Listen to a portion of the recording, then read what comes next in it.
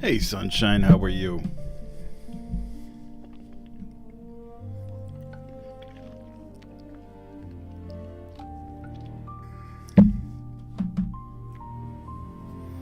Am I gonna stay the whole time tonight?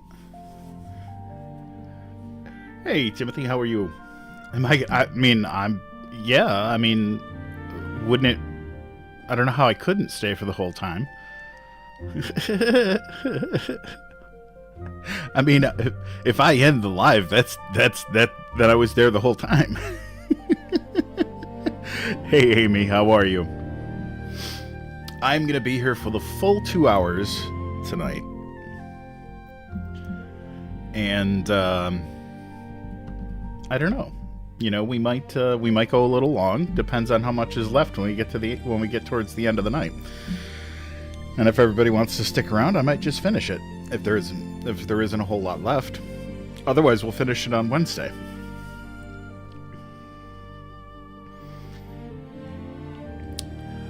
I see you, Katie.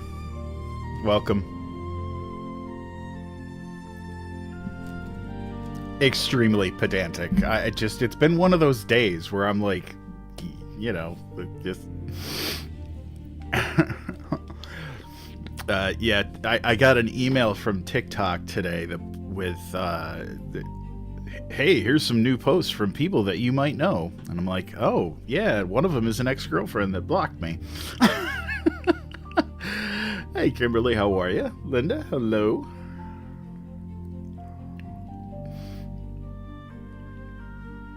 Grandma D9, I see you.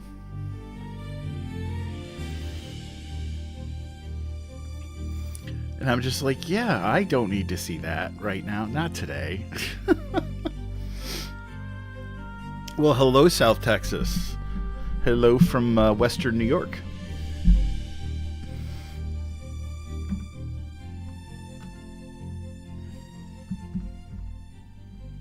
Turn that down a little bit.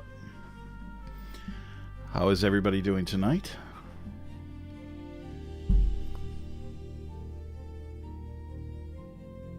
My daughter actually lives, Kaiser 11, my daughter actually lives in Liverpool with her mom and her stepdad. Yeah, she went to go live there. Hey, Tina. Back in 2022. Hardest thing I've ever had to do was to let her go. Having her 3,000 miles away is difficult. But, you know, we talk most days over a video call, and, you know, it's... honestly, she has flourished over there, so I really can't complain. You know, she's had a good experience so far. She's got good friends, and it's really worked out. You know, I couldn't tell her she had to stay just because I would miss her. You know. That's right. You did. I remember you saying you support Liverpool. Yep, I'm actually going to be over there. You are not late, crazy mama. Yeah, wings, exactly. Exactly. Yeah, I should be going over there probably early next year. She's actually going to be coming home for Christmas. So I might drag her into one of my lives just for fun.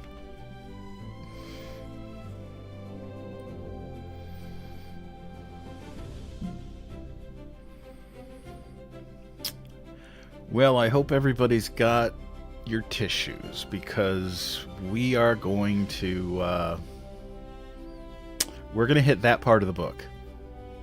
Hey, crazy mama.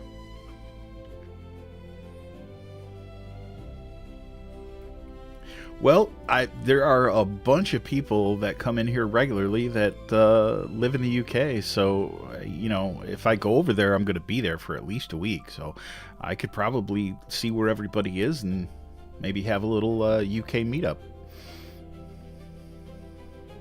You'll be sleeping.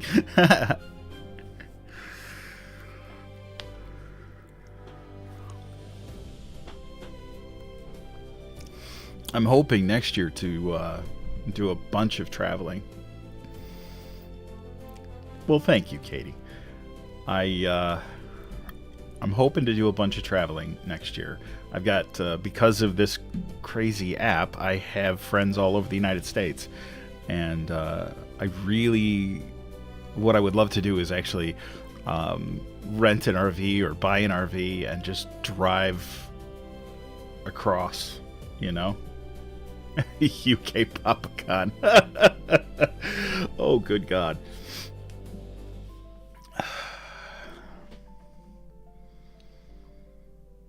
Oh, Tina. Oh. Well, I'll try to catch everybody up. I will try to catch everybody up. So we are at 14,516 followers. I am hoping. Hello from Salem, Oregon. I am hoping that we can hit 15,000 soon, because when we hit 15,000, I say we because you guys help me. I wouldn't get there without you. I have something I'm going to launch, I guess would be the right word. But once we hit 15K, I'll actually debut it on a live. Washington State. Yeah, my best friend is from Vancouver, Washington.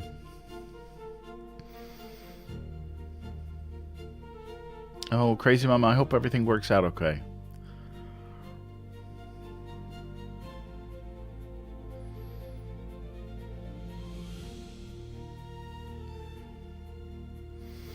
All right.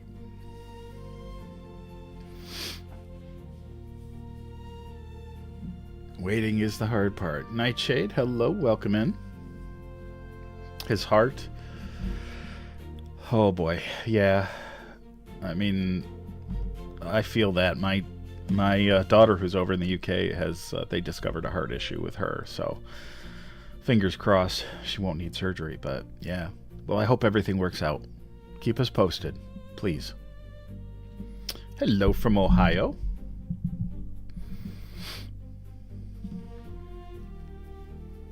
Hello, Alec. How are you? Welcome in.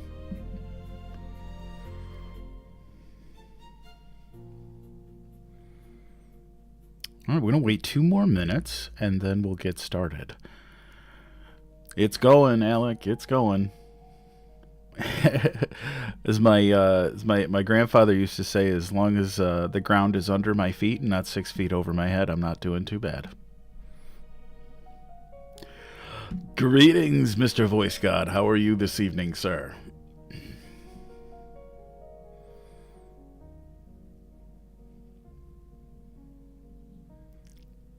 Yeah, yes, his Captain Caveman was freaking phenomenal. And I love Captain Caveman. Like, those are the cartoons that I grew up on. So, and freaking Clifford the Big Red Dog was my was my kids. They loved those books and the cartoon. Chaka, welcome in, sir. Welcome to the party, pal.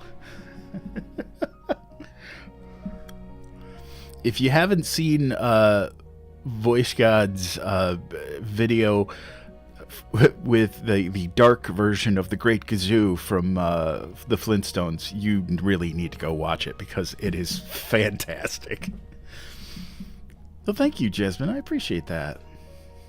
Well, you are welcome here. All right. Well, it is almost time to get started. All right.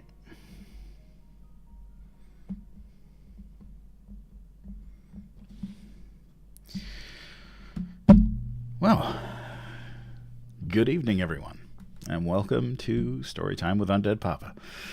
Tonight we continue our journey to Terabithia. Last night we left off where Jess and Leslie played a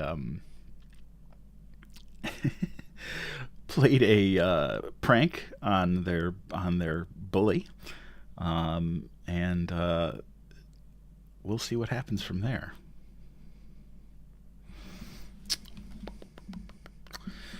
All right. Well, wherever you're listening from, dim the lights, sit back, and relax, because story time is about to begin. This is The Bridge to Terabithia by Catherine Patterson. Chapter 6, The Coming of Prince Terrian. Christmas was almost a month away, but at Jess's house the girls were already obsessed with it. This year, Ellie and Brenda both had boyfriends at the consolidated high school, and the problem of what to give them and what to expect from them was the cause of endless speculation and fights. Fights because, as usual, their mother was complaining that there was hardly enough money to give the little girls something from Santa Claus, let alone a surplus to buy record albums or shirts for a pair of boys she'd never set eyes on. "What are you giving your girlfriend, Jess?" Brenda screwed her face up in that ugly way she had. He tried to ignore her. He was reading one of Leslie's books, and the adventures of an assistant pig keeper were far more important to him than Brenda's sauce. "Don't you know, Brenda?" Ellie joined in. "Jess ain't got no girlfriend." "Well, you're right for once. Nobody with any sense would call that stick a girl." Brenda pushed her face right into his and grinned the word girl through her big, painted lips. Something huge and hot swelled right up inside of him, and if he hadn't jumped out of the chair and walked away, he would have smacked her. He tried to figure out later what had made him so angry. Partly, of course, it made him furious that anyone as dumb as Brenda would think she could make fun of Leslie. Lord, it hurt his guts to realize that it was Brenda who was his blood sister, and that really, from anyone else's point of view, he and Leslie were not related at all. Maybe, he thought, I was a foundling, like in the stories. Way back when the creek had water in it, I came floating down in a wicker basket waterproofed with pitch. My dad found me and brought me here because he'd always wanted a son and just had stupid daughters. My real parents and brothers and sisters live far away, farther away than West Virginia or even Ohio. Somewhere I have family who have rooms filled with nothing but books and who still grieve for their baby who was stolen. He shook himself back to the source of his anger. He was angry, too, because it would soon be Christmas, and he had nothing to give Leslie. It was not that she would expect something expensive. It was that he needed to give her something as much as he needed to eat when he was hungry. He thought about making her a book of his drawings. He even stole paper and crayons from school to do it with, but nothing he drew seemed good enough, and he would end up scrawling across the half-finished page and poking it into the stove to burn it up. By the last week of school before the holiday, he was growing desperate. There was no one he could ask for help or advice. His dad had told him he would give him $1 for each member of the family, but even if he cheated on the family presents, there was no way he could get from that enough to buy Leslie anything worth giving her. Besides, Maybelle had her heart set on a Barbie doll, and he had already promised to pool his money with Ellie and Brenda for that. Then the price had gone up, and he found he would have to go over into everyone else's dollar to make up the full amount from Maybelle. Somehow this year Maybelle needed something special. She was always moping around. He and Leslie couldn't include her in their activities, but that was hard to explain to someone like Maybelle. Why didn't she play with Joyce Ann? He couldn't be expected to entertain her all the time. Still, she ought to have the Barbie. So there was no money, and he seemed paralyzed in his efforts to make anything for Leslie. She wouldn't be like Brenda or Ellie.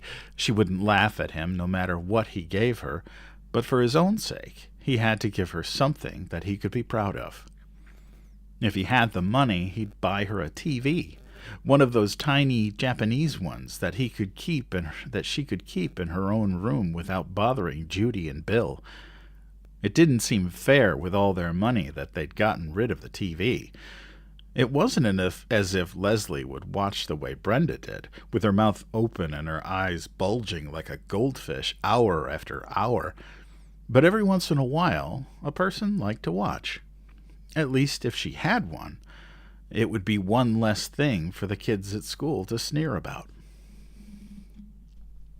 But, of course, there was no way that he could buy her a TV. It was pretty stupid of him to even think about it. Lord, he was stupid.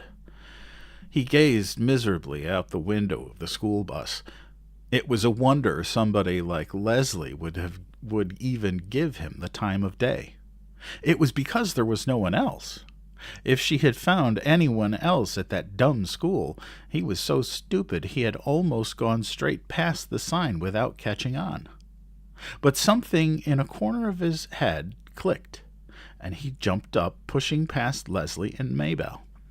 "See you later," he mumbled, and shoved his way up the aisle through pair after pair of sprawling legs. "Let me off here, Miss Prentice, will you?" "This ain't your stop." "I gotta do an errand for my mother," he lied. "Long as you don't get me into trouble." She eased the brakes. "No, thanks." He swung off the bus before it had really stopped and ran backward toward the sign. Jess told Leslie to meet him at the castle stronghold on Christmas Eve afternoon. The rest of his family had gone to the Millsburg Plaza for last-minute shopping, but he stayed behind. The dog was a little brown and black thing with great brown eyes. Jess stole a ribbon from Brenda's drawer and hurried across the field and down the hill with the puppy squirming in his arms. Before he got to the creek bed, it had licked his face raw and sent a stream down his jacket front. But he couldn't be mad. He tucked it tightly under his arm and swung across the creek as gently as he could. He could have walked through the gully. It would have been easier, but he couldn't escape the feeling that one must enter Terabithia only by the prescribed entrance.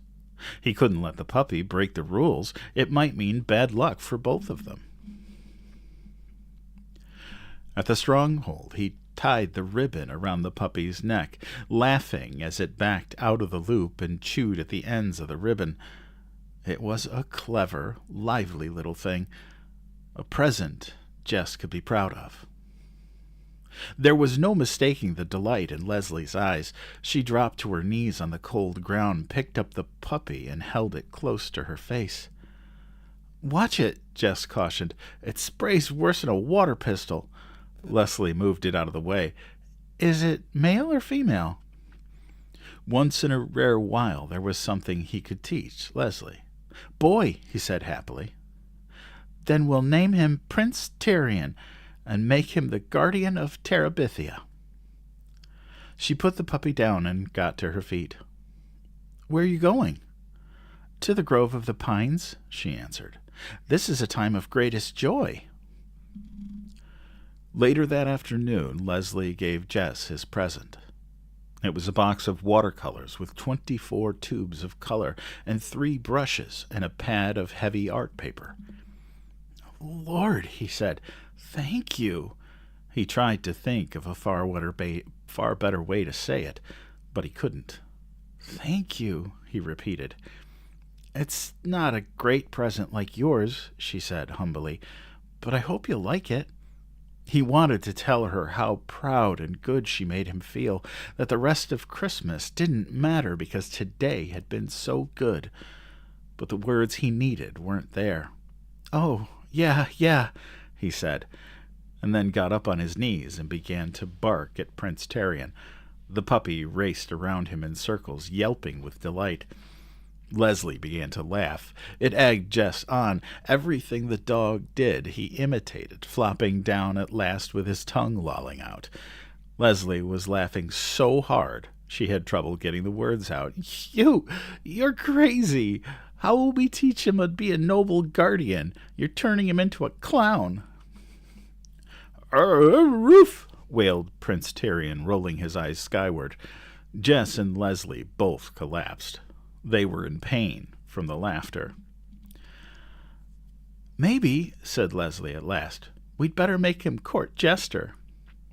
"What about his name?" "Oh, we'll let him keep his name, even a prince." This in her most Terabithian voice. "Even a prince may be a fool." That night the glow of the afternoon stayed with him. Even his sister's squabbling about when presents were to be opened did not touch him. He helped Maybelle wrap her wretched little gifts, and even sang Santa Claus is Coming to Town with her and Joyce Ann.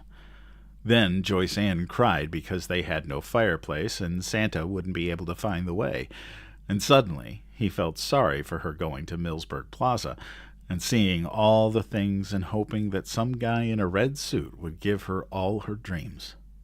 Maybelle, at 6, was already too wise. She was just hoping for that stupid Barbie. He was glad he'd splurged on it. Joyce Ann wouldn't care that he only had a hair clip for her. She would blame Santa, not him, for being cheap. He put his arm awkwardly around Joyce Ann. "Come on, Joyce Ann, don't cry. Old Santa knows the way. He don't need a chimney, does he, Maybelle?" Maybelle was watching him with her big, solemn eyes. Jess gave her a knowing wink over Joyce Ann's head. It melted her. "No, Joyce Ann, he knows the way. He knows everything."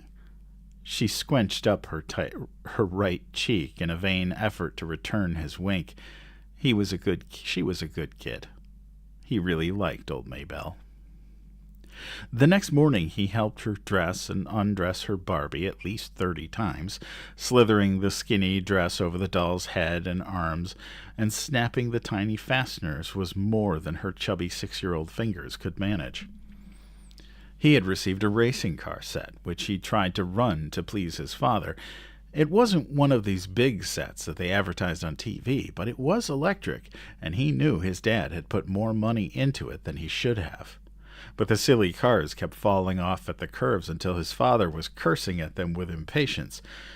Jess wanted it to be okay. He wanted so much for his dad to be proud of his present the way he, Jess, had been proud of the puppy. "It's really great. Really, I just ain't got the hang of it yet." His face was red, and he kept shoving his hair back out of his eyes as he leaned over the plastic figure-8 track. "Cheap junk." His father kicked at the floor dangerously near the track. "Don't get nothing for your money these days." Joyce Ann was lying on her bed screaming because she had yanked the string out of her talking doll and it was no longer talking. Brenda had her lips stuck out because Ellie had gotten a pair of pantyhose in her Christmas stocking, and she had only bobby socks. Ellie wasn't helping matters, prancing around in her new hose, making a big show of helping Mama with the ham and sweet potatoes for dinner. Lord, sometimes Ellie was as snotty as Wanda K. Moore.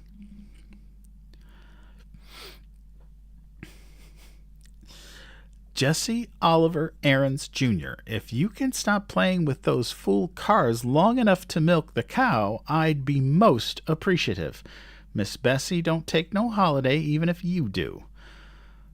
Jess jumped up, pleased for an excuse to leave the track, which he couldn't make work to his dad's satisfaction. His mother seemed not to notice the promptness of his response, but went on in a complaining voice. "I don't know what I'd do without Ellie. She's the only one of you kids ever cares whether I live or die."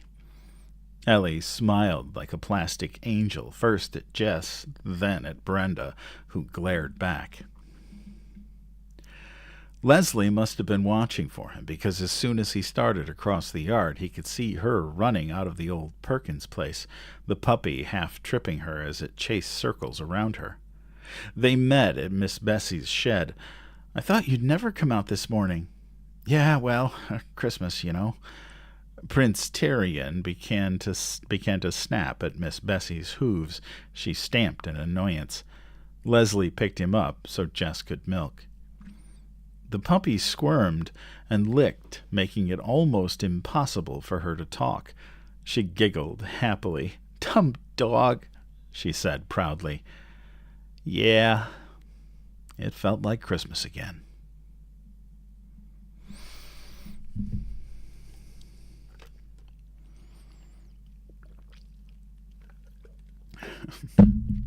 Yeah, there's a bunch of jerks in this story. 7. The Golden Room. Mr. Burke had begun to repair the old Perkins place. After Christmas, Mrs. Burke was right in the middle of writing a book, so she wasn't available to help, which left Leslie the jobs of hunting and fetching. For all his smartness with politics and music, Mr. Burke was inclined to be absent-minded. He would put down the hammer to pick up the how-to book, and then lose the hammer between there and the project he was working on. Leslie was good at finding things for him, and he liked her company as well. When she came home from school and on the weekends, he wanted her around. Leslie explained all this to Jess. Jess tried going to Terabithia alone, but it was no good. It needed Leslie to make the magic. He was afraid he would destroy everything by trying to force the magic on his own when it was plain that the magic was reluctant to come for him. If he went home, either his mother was after him to do some chore or Maybelle wanted him to play Barbie. Lord, he wished a million times he'd never helped buy that stupid doll. He'd no more than lie down on the floor to paint than Maybelle would be after him to put an arm back on or snap up a dress. Joyce Ann was worse. She got a devilish delight out of sitting smack down on his rump when he was stretched out working.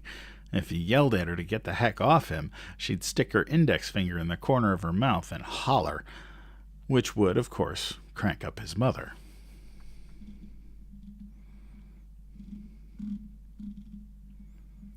"Jessie Oliver, you leave that baby alone. What you mean lying there in the middle of the floor doing nothing anyway? Didn't I tell you I couldn't cook supper before you chopped wood for the stove?" Sometimes he would sneak down to the old Perkins place and find Prince Terrian crying on the porch where Mr. Burke had exiled him.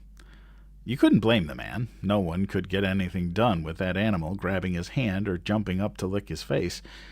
He'd take PT for a romp in the Burke's upper field. If it was a mild day, Miss Bessie would be mooing nervously from across the fence. She couldn't seem to get used to the yipping and snapping, or maybe it was that time of year. The last dregs of winter spoiling the taste of everything. Nobody, human or animal, seemed happy. Except Leslie. She was crazy about fixing up that broken-down old wreck of a house. She loved being needed by her father. Half the time they were supposed to be working, they were just yakking away. She was learning, she related glowingly at recess, to understand her father. It had never occurred to Jess that parents were meant to be understood any more than the safe at the Milburg First National was sitting around begging him to crack it. Parents were what they were. It wasn't up to you to try to puzzle them out. There was something weird about a grown man wanting to be friends with his own child.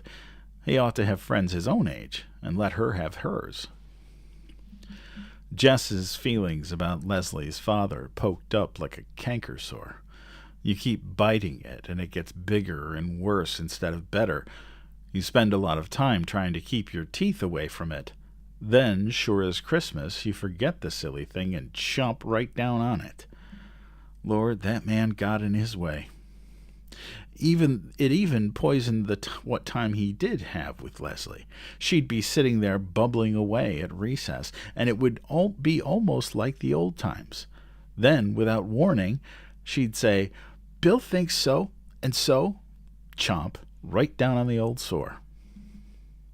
Finally, she noticed. It took her until February, and for a girl as smart as Leslie, that was a long, long time. "Why don't you like Bill?" "Who said I didn't?" "Jess Aarons, how stupid do you think I am?" "Pretty stupid sometimes." But what he actually said was, "What makes you think I don't like him?" "Well, you never come to the house anymore. At first I thought it was something I'd done, but it's not that. You still talk to me at school. Lots of times I see you in the field playing with PT, but you don't even come near the door. You're always busy." He was uncomfortably aware of how much he sounded like Brenda when he said this. "Well, for spaghetti sauce, you could offer to help, you know." It was like all the lights coming back on after an electrical storm. Lord, who was the stupid one? Still, it took him a few days to feel comfortable around Leslie's father. Part of the problem was he didn't know what to call him. "Hey," he'd say, and both Leslie and her father would turn around. Mr. Burke." "I wish you'd call me Bill, Jess." "Yeah." He fumbled around with the name for a couple more days, but it came more easily with practice. It also helped to know some things that Bill, for all his brains and books, didn't know. Jess found he was really useful to him, not a nuisance to be tolerated or set out on the porch like PT. "You're amazing," Bill would say. "Where did you learn that, Jess?" Jess never quite knew how he knew things, so he'd shrug and let Bill and Leslie praise him to each other, though the work itself was praise enough. First, they ripped out the boards that covered the ancient fireplace, coming upon the rusty bricks like prospectors upon the motherlode. Next, they got the old wallpaper off the living room wall, all 5 garish layers of it. Sometimes, as they lovingly patched and painted, they listened to Bill's records or sang, Leslie and Jess teaching Bill some of Miss Edmund's songs, and Bill teaching them some he knew. At other times, they would talk. Jess listened wonderingly as Bill explained things that were going on in the world. If Mama could hear him, she'd swear he was another Walter Cronkite instead of some hippie. All the Burkes were smart. Not smart maybe about fixing things or growing things, but smart in a way Jess had never known real live people to be. Like one day, while they were working, Judy came down and read out loud to them, mostly poetry and some of it in Italian, which, of course, Jess couldn't understand, but he buried his head in the rich sound of the words and let himself be wrapped warmly around the feel of the Burke's brilliance. They painted the living room gold. Leslie and Jess had wanted blue, but Bill held out for gold, which turned out to be so beautiful that they were glad they had given up. The sun would slant in from the west in the late afternoon until the room was brimful of light. Finally, Bill rented a sander from Millsburg Plaza, and they took off the black floor paint down to the wide oak boards and refinished them. "No rugs," Bill said. "No," agreed Judy. "It would be like putting a veil on the Mona Lisa." When Bill and the children had finished razor-blading the last bits of paint off the windows and washed the panes, they called Judy down from her upstairs study to come and see. The 4 of them sat down on the floor and gazed around. It was gorgeous. Leslie gave a deep, satisfied sigh. "I love this room," she said. "Don't you feel the golden enchantment of it? Is it worthy to be—" Jess looked up in sudden alarm. "In a palace?" Relief. In such a mood, a person might even let a sworn secret slip. But she hadn't. Not even to Bill and Judy. and he knew how she felt about her parents. She must have seen his anxiety because she winked at him across Bill and Judy just as he sometimes winked at Maybelle over Joyce Ann's head. Terabithia was still just for the two of them. The next afternoon they called PT and headed for Terabithia. It had been more than a month since they had been there together, and as they neared the creek bed they slowed down. Jess wasn't sure he still remembered how to be a king. "We've been away for many years," Leslie was whispering. "How do you suppose the kingdom has fared in our absence?" "Where have we been?" "Conquering the hostile savages on our northern borders," she answered. "But the lines of communication have been broken, and thus we do not have tidings of our beloved homeland for many a full moon."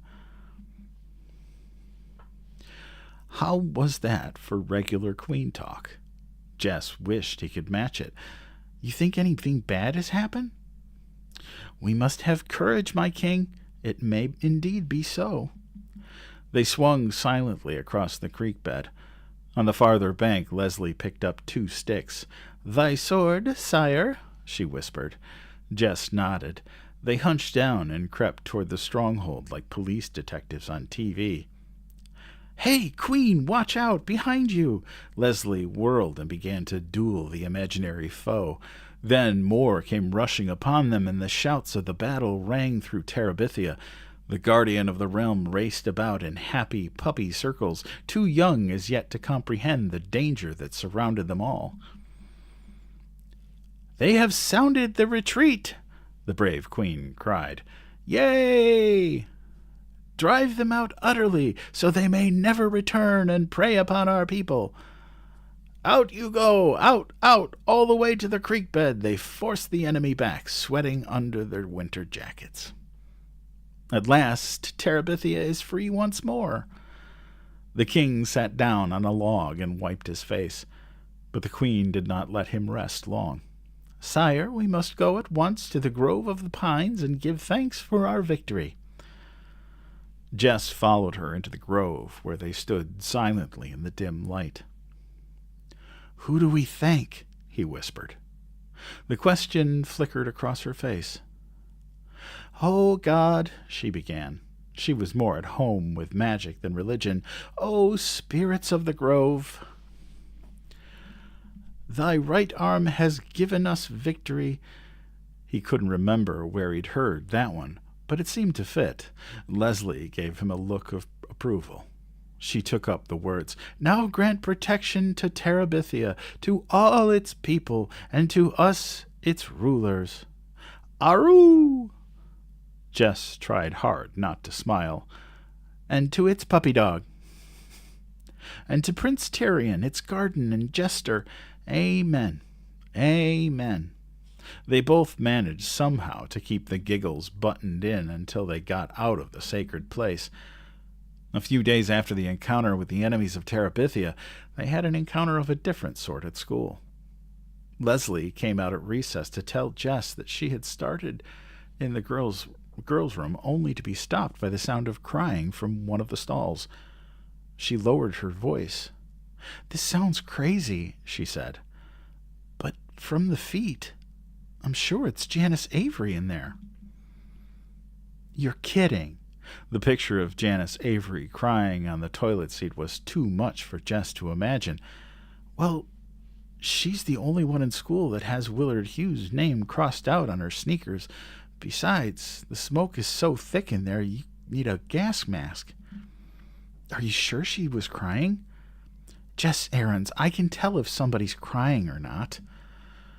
Lord, what was the matter with him? Janice Avery had given him nothing but trouble, and now he was feeling responsible for her, like one of the Burke's Timberwolves or beached whales. She didn't even cry when kids teased her about Willard after the note. "Yeah, I know." He looked at her. "Well," he said, "what should we do?" "Do?" she asked. "What do you mean, what should we do?" How could he explain it to her? "Leslie, if she was an animal predator, we'd be obliged to try to help her." Leslie gave him a funny look. "Well, you're the one who's always telling me I gotta care," he said. "But Janice Avery? If she's crying, there's got to be something really wrong. Well, what are you planning to do? He flushed. I can't go in no girl's room. Oh, I get it. You're going to send me into the shark's jaws. No thank you, Mr. Aarons. Leslie, I swear I'd go in there if I could. He really thought he would, too. You ain't scared of her, are you, Leslie? He didn't mean it in a daring way. He was just dumbfounded by the idea of Leslie being scared. She flashed her eyes at him and tossed her head back in that proud way she had. Okay, I'm going in. But I want you to know, Jess Aarons, I think it's the dumbest idea you've had in your life. He crept down the hall after her and hid behind the nearest alcove to the girl's room door. He ought at least to be there to catch her when Janice kicked her out. There was a quiet minute after the door swung shut behind Leslie. Then he heard Leslie saying something to Janice. Next, a string of cuss words which were too loud to be blurred by the closest closed door. This was followed by some loud sobbing, not Leslie's, thank the Lord, and some sobbing and talking mixed up. And the bell. He couldn't be caught staring at the door of the girls' room. How could he leave? He'd be deserting in the line of fire. The rush of kids into the building settled it. He let himself be caught up in the stream and made his way to the basement steps, his brain still swirling with the sounds of cussing and sobbing. Back in the fifth grade classroom, he kept his eye glued on the door for Leslie. He half expected to see her come through, flattened straight out like a coyote on Roadrunner, but she came in smiling without so much as a black eye. She waltzed over to Mrs. Myers and whispered her excuse for being late, and Mrs. Myers beamed at her with what was becoming known as the Leslie Burke Special. How was he supposed to find out what had happened? If he tried to pass a note, the other kids would read it. Leslie sat way up in the front corner, now nowhere near the wastebasket or pencil sharpener, so there was no way he could pretend to be heading somewhere else and sneak a word with her. That was for sure. She was sitting straight up in her seat, looking as pleased with herself as a motorcycle rider who just made it over 14 trucks. Leslie smirked clear through the afternoon and right onto the bus where Janice Avery gave her a little crooked smile on the way to the back seat. And Leslie looked over at Jess as if to say, "See?" He was going crazy, wanting to know. She even put him off after the bus pulled away, pointing her head at Maybelle as if to say, "We shouldn't discuss it in front of the children." Finally in the safe darkness of the stronghold, she told him. Do you know why she was crying? How am I supposed to know? Lord, Leslie, will you tell me? What in the heck was going on in there? Janice Avery is a very unfortunate person. Do you realize that?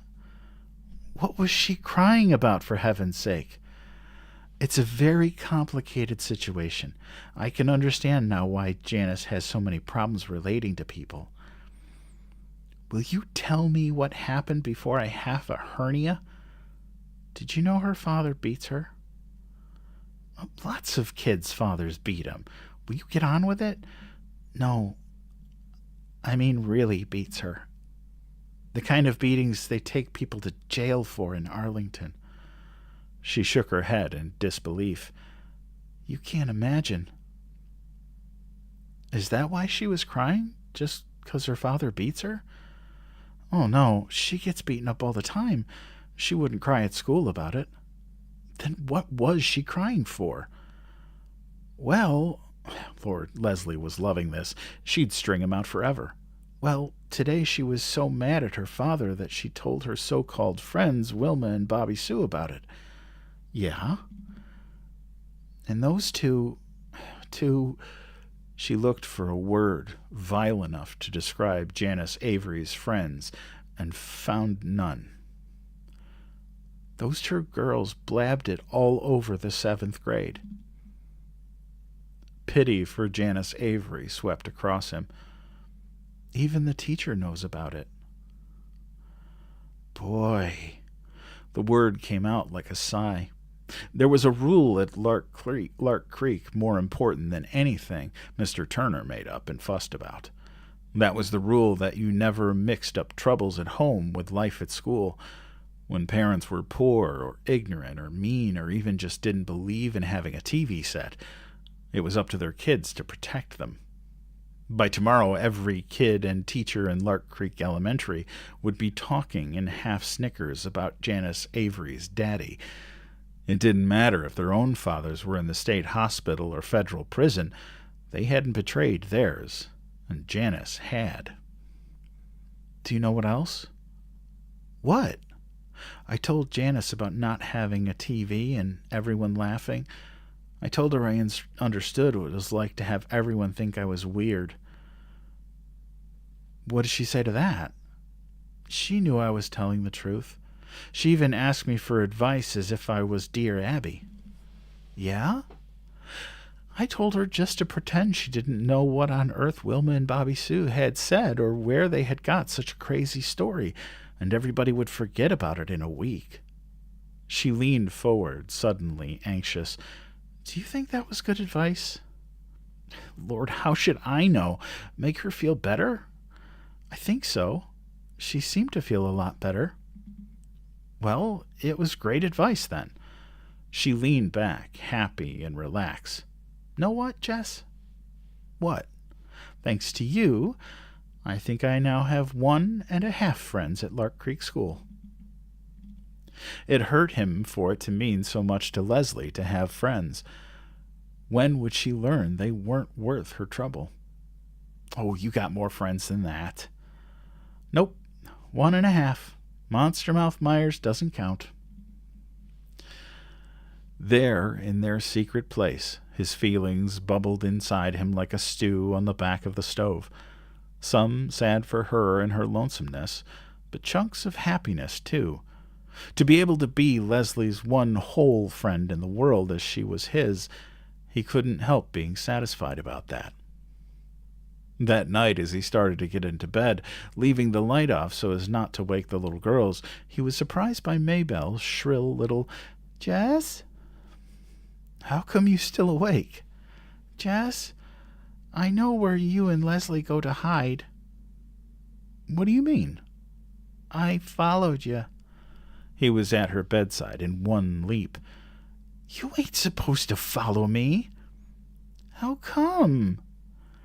He grabbed her shoulders and made her look him in the face. She blinked in the dim light like a startled chicken. You listen here, Maybelle Aarons, he whispered fiercely. I catch you following me again. Your life ain't worth nothing. Okay. She slid back into the bed. Boy, you're mean. I ought to tell Mama on you. Look, Maybelle, you can't do that. You can't tell Mama about where me and Leslie go. She answered with a little sniffing sound. He grabbed her shoulders again. He was desperate. I mean it, Maybelle. You can't tell nobody nothing. He let her go. Now, I don't want to hear about you following me or squealing to Mama ever again, you hear? Why not? Because if I do, I'm going to tell Billie Jean Edwards you still wet the bed sometimes. You wouldn't! Boy, girl, you just better not try me. He made her swear on the Bible never to tell and never to follow, but he still lay awake a long time. How could he trust everything that mattered to him to a sassy 6-year-old? Sometimes it seemed to him that his life was delicate as a dandelion, one little puff from any direction, and it was blown to bits.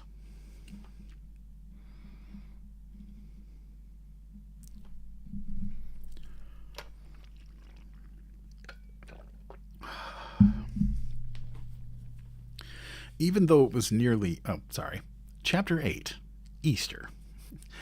Even though it was nearly Easter, there were still very few nights that it was warm enough to leave Miss Bessie out. And then there was the rain. All March it poured. For the first time in many years, the creek bed held water. Not just a trickle, either. Enough so that when they swung across, it was a little scary looking down at the rushing water below. Jess took Prince Tyrion across inside his jacket, but the puppy was growing so fast he might pop the zipper any time and fall into the water and drown. Ellie and Brenda were already fighting about what they were going to wear to church.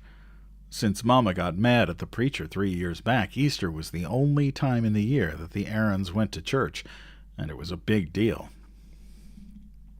His mother always cried poor, but she put a lot of thought and as much money as she could scrape together into making sure she wouldn't be embarrassed by how her family looked. But the day before, she planned to take them all over to Millsburg Plaza for new clothes. His dad came home from Washington early. He'd been laid off. No new clothes this year. A wail went up from Ellie and Brenda like two sirens going to a fire. "You can't make me go to church," Brenda said. "I ain't got nothing to wear, and you know it." "Just 'cause you're too fat," Maybelle muttered. "Did you hear what she said, Mama? I'm going to kill that kid." "Brenda, you will shut your mouth," his mother said sharply, then more wearily. "We got a lot more than Easter clothes to worry about." His dad got up noisily and poured himself a cup of black coffee from the pot on the back of the stove. "Why can't we charge some things?" Ellie said in her wheedling voice. Brenda burst in. "Do you know what some people do? They charge something and wear it and then take it back and say it didn't fit or something. The stores don't give 'em no trouble." Her father turned in a kind of roar. "I never heard such a fool thing in my life. Didn't you hear your mother tell you to shut your mouth, girl?" Brenda stopped talking, but she popped her gum as loudly as she could just to prove she wasn't going to be put down. Jess was glad to escape to the shed and to the complacent company of Miss Bessie. There was a knock. "Jess? Leslie, come in." She looked first, and then sat on the floor near his stool. "What's new?" "Lord, don't ask." He tugged the teats rhythmically and listened to the plink, plink, plink in the bottom of the pail. "That bad, huh?" "My dad's got laid off, and Brenda and Ellie are fit to fry 'cause they can't have new clothes for Easter." "Gee, I'm sorry about your dad, I mean." Jess grinned. "Yeah, I ain't too worried about these girls. If I know them, they'll trick new clothes out of somebody. It would make you throw up to see how much these girls make a spectacle of themselves in church." "I never knew you went to church." "Just Easter." He concentrated on the warm udders. "I guess you think that's dumb or something." She didn't answer for a minute. "I was thinking I'd like to go." He stopped milking. "I don't understand you sometimes, Leslie." "Well, I've never been to a church before. It would be a new experience for me." He went back to work. "You'd hate it." "Why?" "It's boring." "Well, I'd just like to see for myself. Do you think your parents would let me go with you?" "You can't wear pants." "I've got some dresses, Jess Aarons." Would wonders never cease? "Here," he said. "Open your mouth." "Why?" "Just open your mouth." For once she obeyed, and he sent a stream of warm milk straight into it. "Jess Aarons!" The name was garbled, and the milk dribbled down her chin as she spoke. "Don't you open your mouth now. You're wasting good milk." Leslie started to giggle, and choking and coughing. "Now, if I could just learn to pitch a baseball that straight. Let me try again." Leslie controlled her giggle, closed her eyes, and solemnly opened her mouth. But now Jess was giggling so that he couldn't keep his hands steady. "You dunce, you got me right in the ear." Leslie hunched up her shoulder and rubbed her ear with the sleeve of her sweatshirt. She collapsed into giggles again. "I'd be obliged if you'd finish milking and come back to the house." His dad was standing right there at the door. "I guess I'd better go," said Leslie quietly. She got up and went to the door. "Excuse me." His dad moved aside to let her pass. Jess waited for him to say something more, but he just stood there for a few minutes and then turned and went out. Ellie said she would go to church if Mama would let her wear the see-through blouse, and Brenda would go if she at least got a new skirt. In the end, everyone got something new except Jess and his dad, neither of whom cared, but Jess got the idea it might give him a little bargaining power with his mother. "Since I ain't getting anything new, could Leslie go to church with us?" "That girl?" He could see his mother rooting around in her head, for a good reason to say no. "She don't dress right." "Mama!" His voice sounded as prissy as Ellie's. "Leslie's got dresses. She's got hundreds of them." Her mother's thin face dropped. She bit the outside of her bottom lip in the way Joyce Ann sometimes did, and spoke so softly Jess could hardly hear. "I don't want no one poking up their nose at my family." Jess wanted to put his arm around her the way he put it around Maybelle when she was in need of comfort. "She don't poke her nose up at you, Mama, honest." His mother sighed. "Well, if she'll look decent." Leslie looked decent. Her hair was kind of slicked down, and she wore a navy blue jumper over a blouse with tiny, old-fashioned-looking flowers. At the bottom of her red knee socks were a pair of shiny brown leather shoes that Jess had never seen before, as Leslie always wore sneakers, like the rest of the kids in Lark Creek. Even her manner was decent. Her usual sparkle was toned way down, and she said "yes'm" and "no'm" to his mother, just as though she were aware of Mrs. Aaron's dread of disrespect. Jess knew how hard Leslie must be trying, for Leslie didn't say "ma'am" naturally. In comparison to Leslie, Brenda and Ellie looked like a pair of peacocks with fake tail feathers. They both insisted on riding in the front of the pickup with their parents, which was some kind of a squeeze with Brenda's shape to consider. Jess and Leslie and the little girls climbed happily into the back and sat down on the old sacks his dad had put against the cab. The sun wasn't exactly shining, but it was the first day in so long that the rain wasn't actually coming down, that they sang "Oh Lord, what a morning," and "Ah, lovely meadows," and "Sing, sing a song" that Miss Edmonds had taught them, and even "Jingle Bells" for Joyce Ann. The wind carried their voices away from them. It made the music seem mysterious, which filled Jess with a feeling of power over the hills rolling out from behind the truck. The ride was much too short, especially for Joyce Ann, who began to cry because the arrival interrupted the first verse of Santa Claus is Coming to Town, which, after Jingle Bells, was her favorite song. Jess tickled her to get her giggling again, so that when the four of them clambered down over the tailgate, they were flush-faced and happy once more.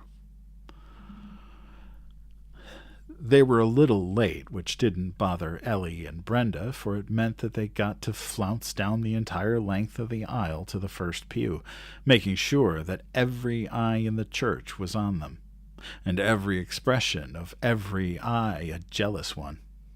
Lord, they were disgusting. And his mother had been scared Leslie might embarrass her. Jess hunched his shoulders and slunk into the pew after the string of woman folks and just before his dad. Church always seemed the same. Jess could tune it out the same way he tuned out school, with his body standing up and sitting down in unison with the rest of the congregation, but his mind numb and floating, not really thinking or dreaming, but at least free. Once or twice he was aware of being on his feet, with the loud, not really tuneful singing all around him. At the edge of his consciousness he could hear Leslie singing along, and drowsily wondered why she bothered. The preacher had one of those tricky voices. It would buzz along for several minutes quite comfortably, then bang! He was screaming at you. Each time Jess would jump, and it would take another couple of minutes to relax again, Because he wasn't listening to the words, the man's red face with sweat pouring down seemed strangely out of place in the dull sanctuary. It was like Brenda throwing a tantrum over Joyce Ann touching her lipstick. It took a while to get Ellie and Brenda pulled away from the front yard of the church. Jess and Leslie went ahead and put the little girls in the back and settled down to wait. "Gee, I'm really glad I came." Jess turned to Leslie in unbelief. "It was better than a movie." "You're kidding." "No, I'm not." And she wasn't. He could tell by her face. That whole Jesus thing is really interesting, isn't it? What do you mean? All those people wanting to kill him and then he hadn't done anything to hurt them? She hesitated. It was really kind of a beautiful story, like Abraham Lincoln or Socrates or Aslan. "It ain't beautiful," Maybelle broke in. "It's scary, nailing holes right through somebody's hand." Maybelle's right. Jess reached down into the deepest pit of his mind. "It's because we're all vile sinners. God made Jesus die." "Do you think that's true?" He was shocked. "It's in the Bible, Leslie." She looked at him as if she were going to argue, then seemed to change her mind. "It's crazy, isn't it?" She shook her head. "You have to believe it, but you hate it. I don't have to believe it, and I think it's beautiful." She shook her head again. "It's crazy." Maybelle had her eyes all squinched as though Leslie was some creature in a zoo. "You gotta believe the Bible, Leslie." "Why?" It was a genuine question. Leslie wasn't being smarty. "'Cause if you don't believe the Bible," Maybelle's eyes were huge, "God'll damn you to hell when you die." Where'd she ever hear a thing like that? Leslie turned on Jess as though she were about to accuse him of some wrong he had committed against his sister. He felt hot and caught by her words. He dropped his gaze to the gunny sack and began to fiddle with the raveled edge. "That's right, isn't it, Jess?" Maybelle's shrill voice demanded. "Don't God damn you to hell if you don't believe in the Bible?" Jess pushed his hair out of his face. "I reckon," he muttered. "I don't believe it," Leslie said. "I don't even think you've read the Bible." "I read most of it," Jess said, still fingering the sack. "It's about the only book we got around our place." He looked up at Leslie and half grinned. She smiled. "Okay," she said, "but I still don't think God goes around damning people to hell." They smiled at each other, trying to ignore Maybelle's anxious little voice. "But Leslie," she insisted, "what if you die? What's going to happen to you if you die?"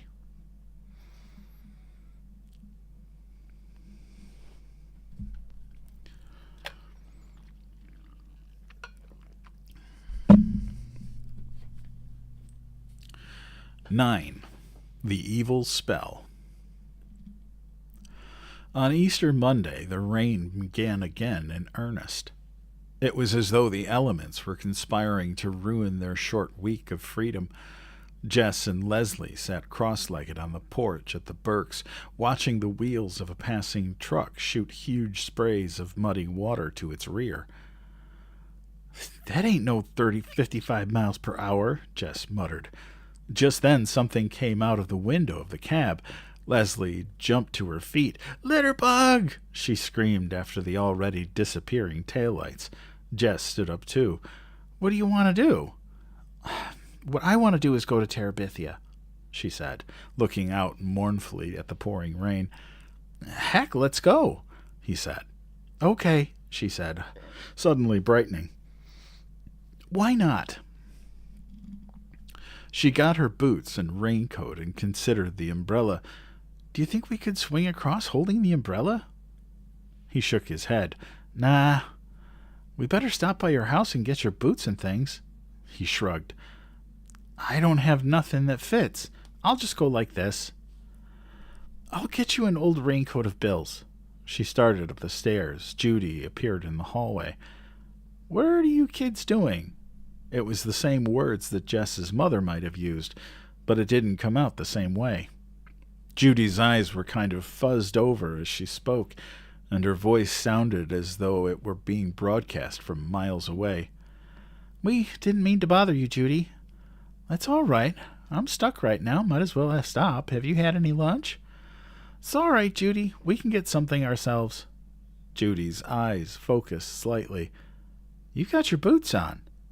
Leslie looked down at her feet. "Oh, yeah," she said, as though she were just noticing them herself. "We thought we'd go out for a while." "Is it raining now?" "Yeah." "I used to like to walk in the rain." Judy smiled the kind of smile Maybelle did in her sleep. "Well, if you two can manage." "Sure." "Is Bill back yet?" "No, he said he wouldn't be back until late. Not to worry." "Fine," she said. "Oh," she said suddenly, and her eyes popped wide open. "Oh!" She almost ran back to her room, and the plinkety-plink of the typewriter began at once. Leslie was grinning. She came unstuck. He wondered what would it be like to have a mother whose stories were inside her head instead of marching across the television screen all day long. He followed Leslie up the hall to where she was pulling things out of a closet. She handed him a beige raincoat and a peculiar round black woolly hat. "No boots." Her voice was coming out of the depths of the closet and was muffled by a line of overcoats. "How about a pair of clumps?" "A pair of what?" She stuck her head out between the coats. "Cleats! Cleats!" She produced them. They looked like size 12s. "No, I'd lose them in the mud. I'll just go barefoot." "Hey," she said, emerging completely. "Me too." The ground was cold. The icy mud sent little thrills of pain up their legs, so they ran, splashing through the puddles and slushing in the mud. P.T. bounded ahead, leaping fish-like from one brown sea to the next. Then, turning back to herd the two of them forward, nipping at their heels, and further splashing their already sopping jeans. When they got to the bank of the creek, they stopped. It was an awesome sight, like in the 10 Commandments on TV, when the water came rushing into the dry path Moses had made and swept all the Egyptians away. The long, dry bed of the creek was a roaring 8-foot wide sea, sweeping before it great branches of trees, logs, and trash, swirling about them like so many Egyptian chariots, the hungry waters licking and sometimes leaping the banks, daring them to try to confine it. "Wow!" Leslie's voice was respectful. "Yeah." Jess looked up at the rope. It was still twisted around the branch of the crabapple tree. His stomach felt cold. "Maybe we ought to forget it today." "Come on, Jess, we can make it." The hood of Leslie's raincoat had fallen back, and her hair lay plastered to her forehead. She wiped her cheeks and eyes with her hand and then untwisted the rope. She unsnapped the top of her coat with her left hand. "Here," she said, "stick P.T. in here for me." "I'll carry him, Leslie.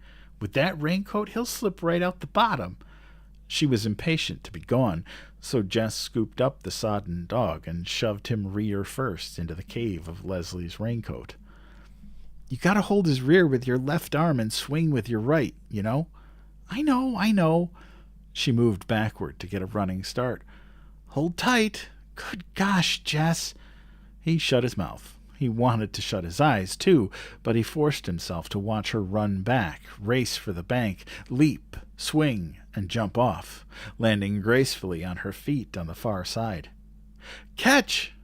He stuck his hand out, but he was watching Leslie and P.T. and not concentrating on the rope, which slipped off the end of his fingertips and swung in a large arc out of his reach.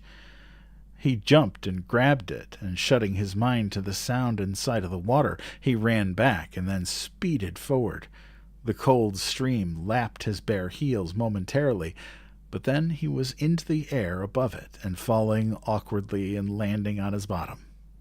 P.T. was on him immediately, muddy paws all over the beige raincoat and pink tongue sandpapering Jess's wet face. Leslie's eyes were sparkling. "Arise!" She barely swallowed a giggle. "Arise, King of Terabithia, and let us proceed into our kingdom." The King of Terabithia snuffled and wiped his face on the back of his hand. "I will arise," he replied with dignity, "when thou removes this fool dog off my gut." They went to Terabithia on Tuesday, and again on Wednesday.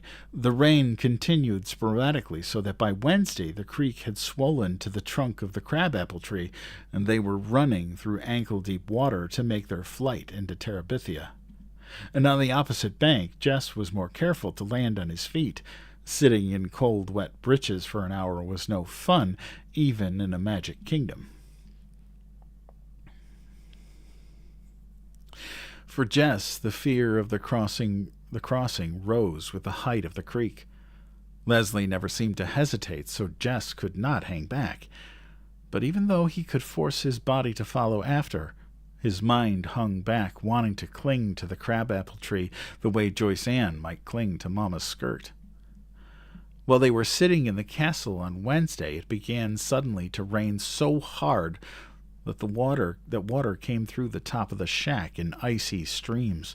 Jess tried to huddle away from the worst of them, but there was no escaping the miserable invaders. "Dost thou know what is on my mind, O king?" Leslie dumped the contents of one coffee can on the ground and put the can under the worst leak. "What?" "Methinks some evil being has put a curse on our beloved kingdom." "Damn Weather Bureau." In the dim light, he could see Leslie's face freeze into its most queenly pose, the kind of expression she usually reserved for vanquished enemies. She didn't want to kid. He instantly repented his unkingly manner. Leslie chose to ignore it. "Let us go even up into the sacred grove and inquire of the spirits what this evil might be, and how we must combat it. For of a truth I perceive that this is no ordinary rain that is falling upon our kingdom." "Right, Queen," Jess mumbled and crawled out of the low entrance of the castle stronghold. Under the pines, even the rain lost its driving power. Without the filtered light of the sun, it was almost dark, and the sound of the rain hitting the pine branches high above their heads filled the grove with a weird, tuneless music. Dread lay on Jess's stomach like a hunk of cold, undigested doughnut. Leslie lifted her arms and face up toward the dark green canopy. "O spirits of the grove," she began solemnly, "we are come on behalf of our beloved kingdom, which lies even now under the spell of some evil unknown force. Give us, we beseech thee, wisdom to discern this evil, and the power to overcome it." She nudged Jess with her elbow. He raised his arms. He felt the point of her sharp elbow again. Yes, please listen, thou spirits." She seemed satisfied. At least she didn't poke him again. She just stood there quietly, as if she was listening respectfully to someone talking to her. Jess was shivering, whether from the cold or the place he didn't know, but he was glad when she turned to leave the grove. All he could think of was dry clothes and a cup of hot coffee, and maybe just plunking down in front of the TV for a couple of hours. He was obviously not worthy to be king of Terabithia. Who ever heard of a king who was scared of tall trees and a little bit of water? He swung across the creek, almost too disgusted with himself to be afraid. Halfway across, he looked down and stuck his tongue out at the roaring below. "Who's afraid of the big bad wolf? Tra-la-la-la-la," he said to himself, then quickly looked up again toward the crabapple tree. Plodding up the hill through the mud and beaten down grasses, he slammed his bare feet down. "Left, left," he addressed them inside his head.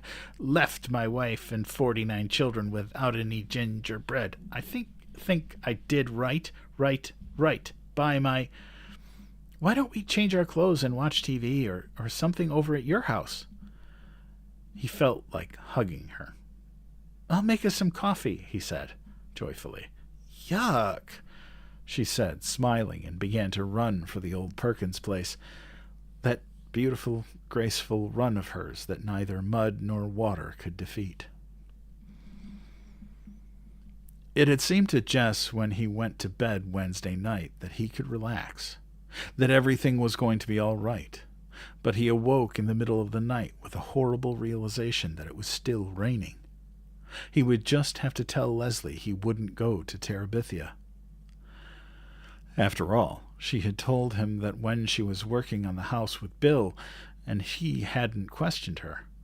It wasn't so much that he minded telling Leslie that he was afraid to go, it was that he minded being afraid. It was as though he had been made with a great piece missing, one of Maybelle's puzzles with this huge gap where somebody's eye and cheek and jaw should have been. Lord, it would be better to be born without an arm than go through life with no guts. He hardly slept the rest of the night, listening to the horrid rain and knowing that no matter how high the creek came, Leslie would still want to cross it.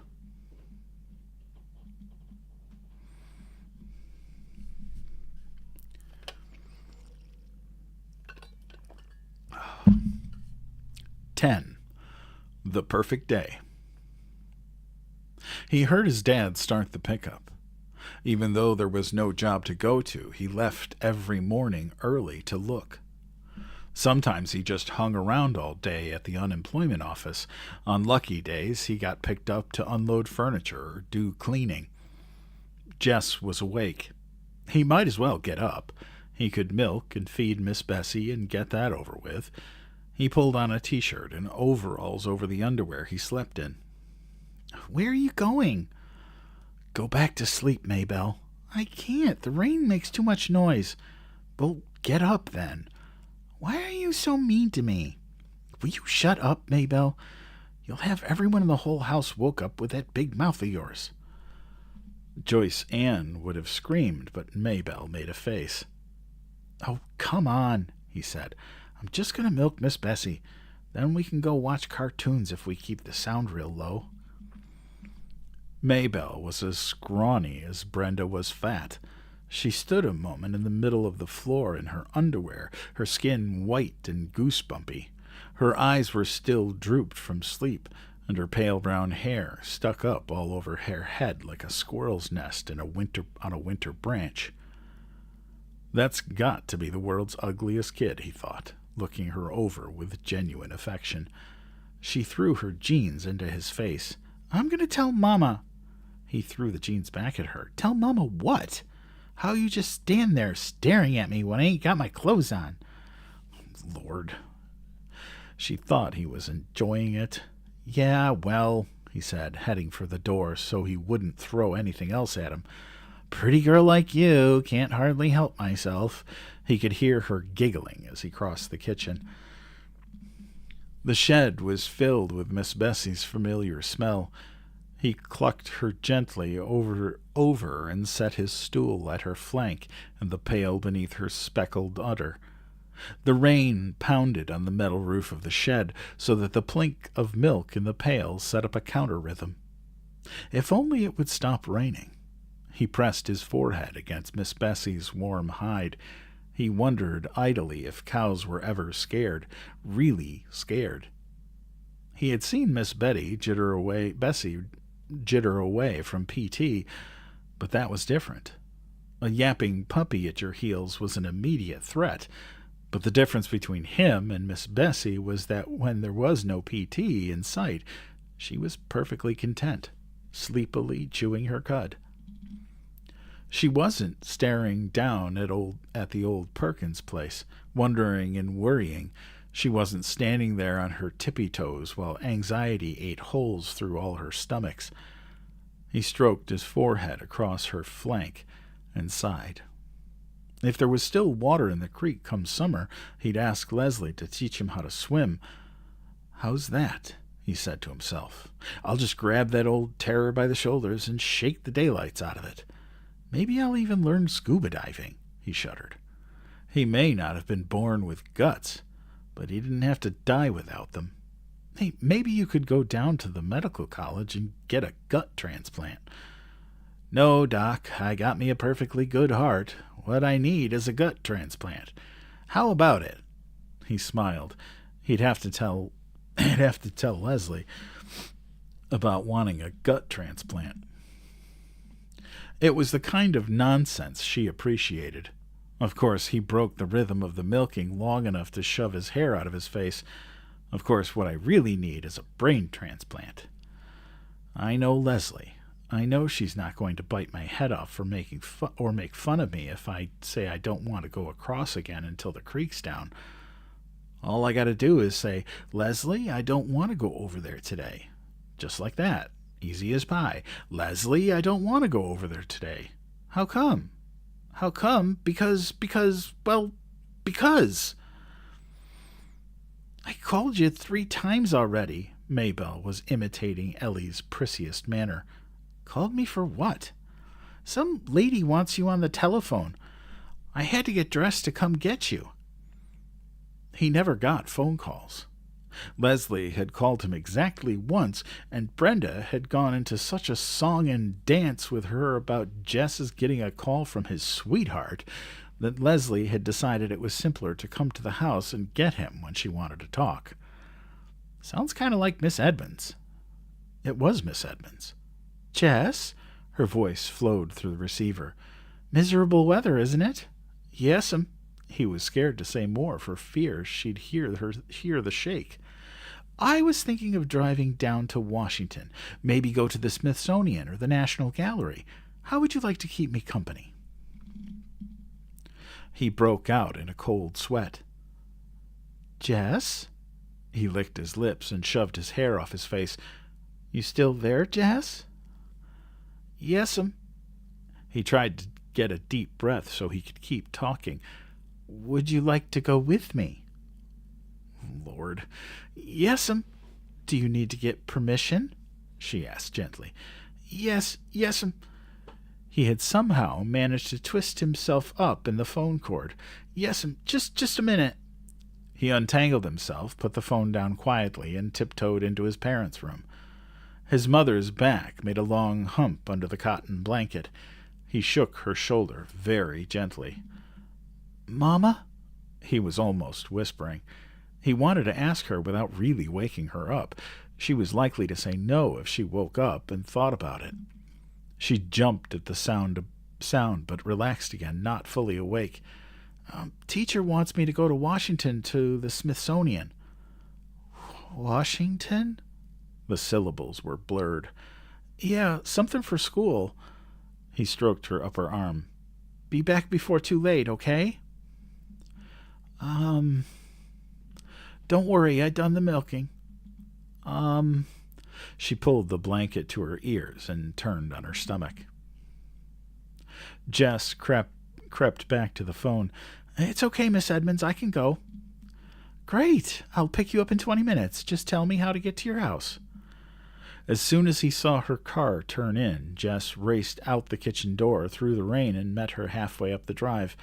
His mother could find out the details from Maybelle after he was safely up the road. He was glad Maybelle was absorbed in the TV. He didn't want her waking Mama up before he got away. He was scared to look back even after he was in the car and on the main road for fearing he'd see his mother screaming after him. It didn't occur to him until the car was past Millsburg that he might have asked Miss Edmonds if Leslie could have come too. When he thought about it, he couldn't suppress a secret pleasure at being alone in this small, cozy car with Miss Edmonds. She drove intently, both hands gripping the top of the wheel, peering forward. The wheels hummed and the windshield wipers slicked a merry rhythm. The car was warm and filled with the smell of Miss Edmonds. Jess sat with his hands clasped behind his knees, the seatbelt tight across his chest. Damn rain, she said. I was going stir-crazy. Yes'm, he said happily. You too, huh? She gave him a quick smile. He felt dizzy from the closeness. He nodded. Have you ever been to the National Gallery? No, ma'am. He had never even been to Washington before, but he hoped she wouldn't ask him that. She smiled at him again. Is this your first trip to an art gallery? Yes'm. Great, she said. My life has been worthwhile after all. He didn't understand her, but he didn't care. He knew she was happy to be with him, and that was enough to know. Even in the rain, he could make out the landmarks, looking surprisingly the way the books had pictured them. The Lee mansion high on the hill, the bridge, and twice around the circle so that he could get a good look at Abraham Lincoln looking out across the city, the White House, and the monument at the end of the Capitol. Leslie had seen all these places a million times. She had even gone to school with a girl whose father was a congressman. He thought he might tell Miss Edmonds later that Leslie was a personal friend of a real congressman. Miss Edmonds had always liked Leslie. Entering the gallery was like stepping inside the pine grove. The huge vaulted marble, the cool splash of the fountain, and the green growing all around. 2 little children had pulled away from their mothers and were running about, screaming to each other. It was all Jess could do not to grab them and tell them how to behave in so obviously a sacred place. And then the pictures. Room after room, floor after floor. He was drunk with color and form and hugeness, and with the voice and perfume of Miss Edmonds always beside him. She would bend her head down close to his face to give some explanation or ask him a question, her black hair falling across her shoulders. Men would stare at her instead of the pictures, and Jess felt they must be jealous of him for being with her. They ate lunch in the cafeteria.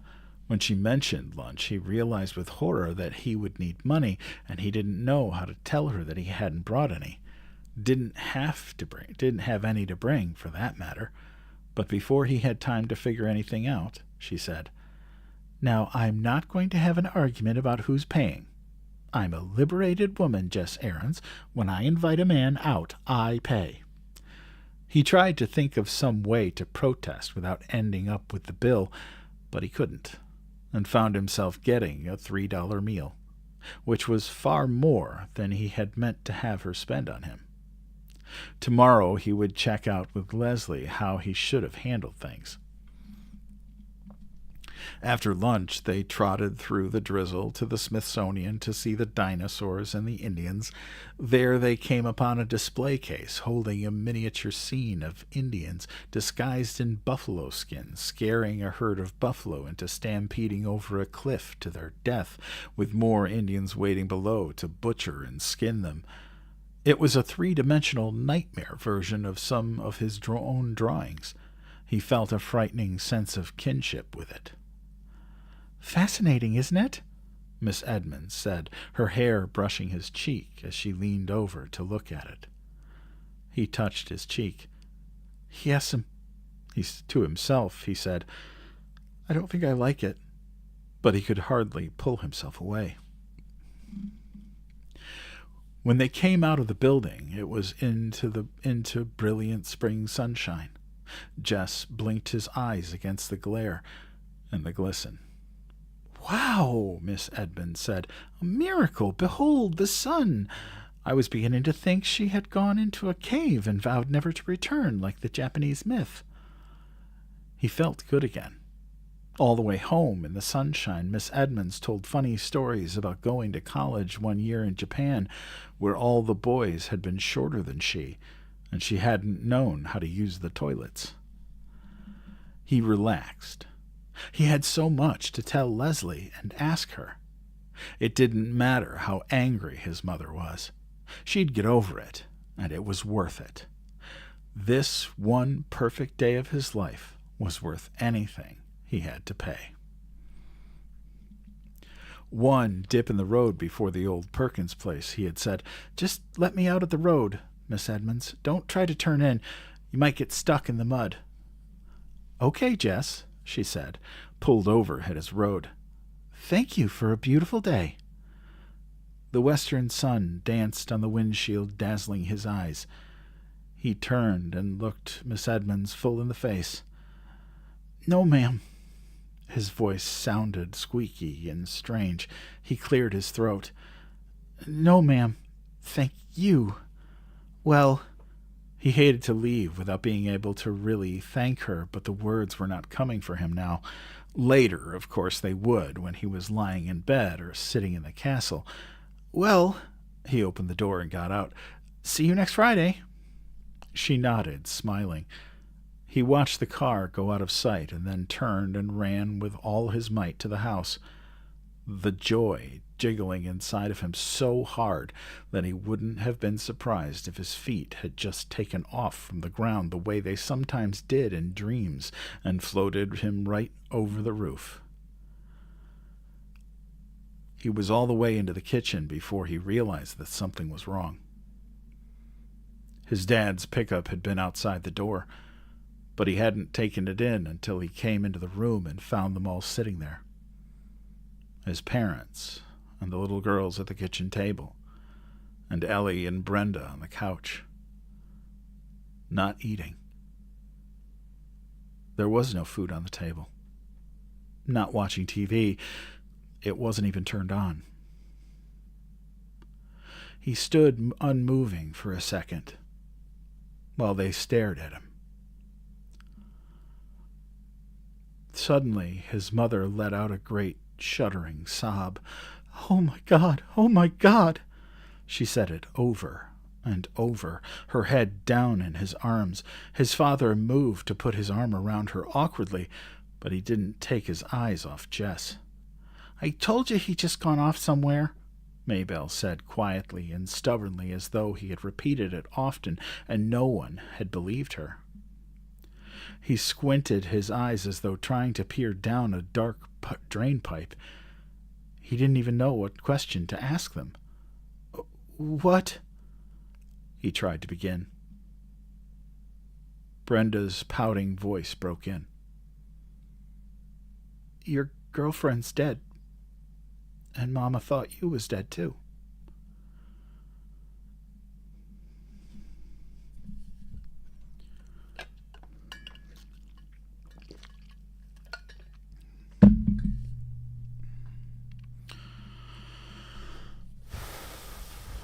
"11. No." Something whirled around inside Jess's head.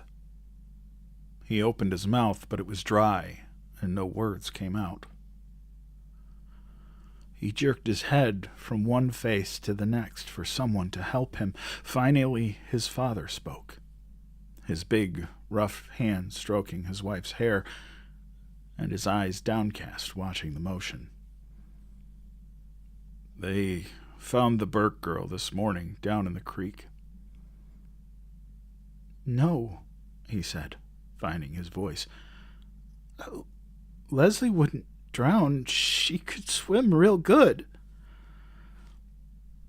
"That old rope you kids been swinging on broke." His father went quietly and relentlessly on.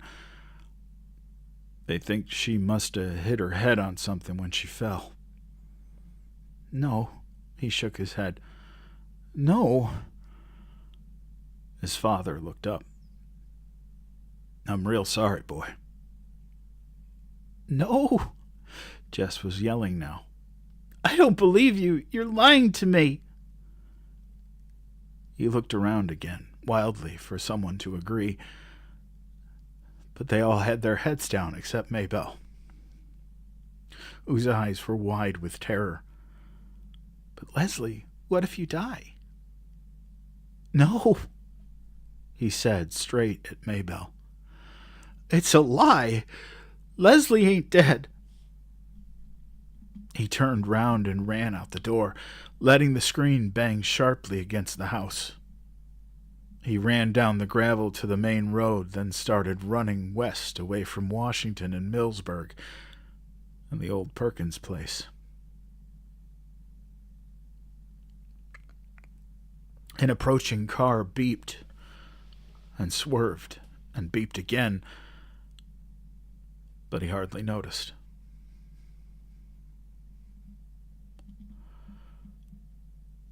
Leslie, dead. Girlfriend. Rope broke. Fell. You. The words exploded in his head like corn against the sides of the popper. God, dead you. Leslie, dead you.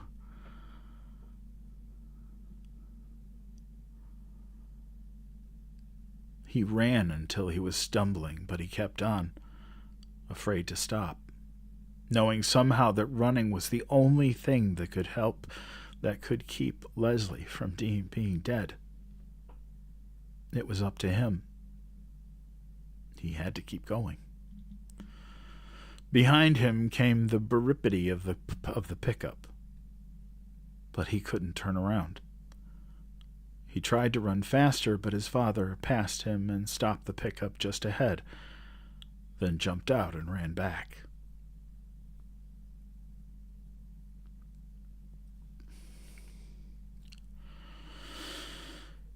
He picked Jess up in his arms as though he were a baby. For the first few seconds, Jess kicked and struggled against the strong arms. Then Jess gave himself over to the numbness that was buzzing to be let out from a corner of his brain.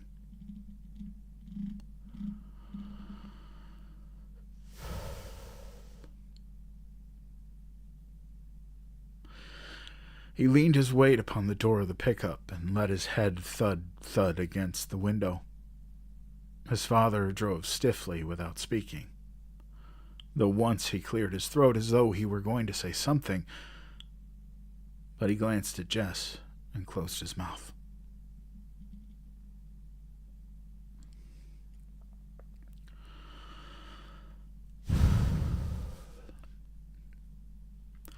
When they pulled up at his house, his father sat quietly, and Jess could feel the man's uncertainty. So he opened the door and got out, and with the numbness flooding through him, he went in and lay down on his bed.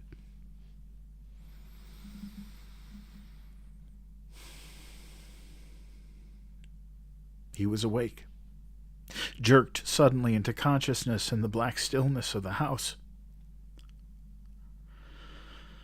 He sat up, stiff and shivering. Although he was fully dressed from his windbreaker down to his sneakers, he could hear the breathing of the little girls in the next bed, strangely loud and uneven in the quiet. Some dream must have awakened him, but he could not remember it. He could only remember the mood of dread it had brought with it. Through the curtainless window he could see the lopsided moon with hundreds of stars dancing in bright attendance.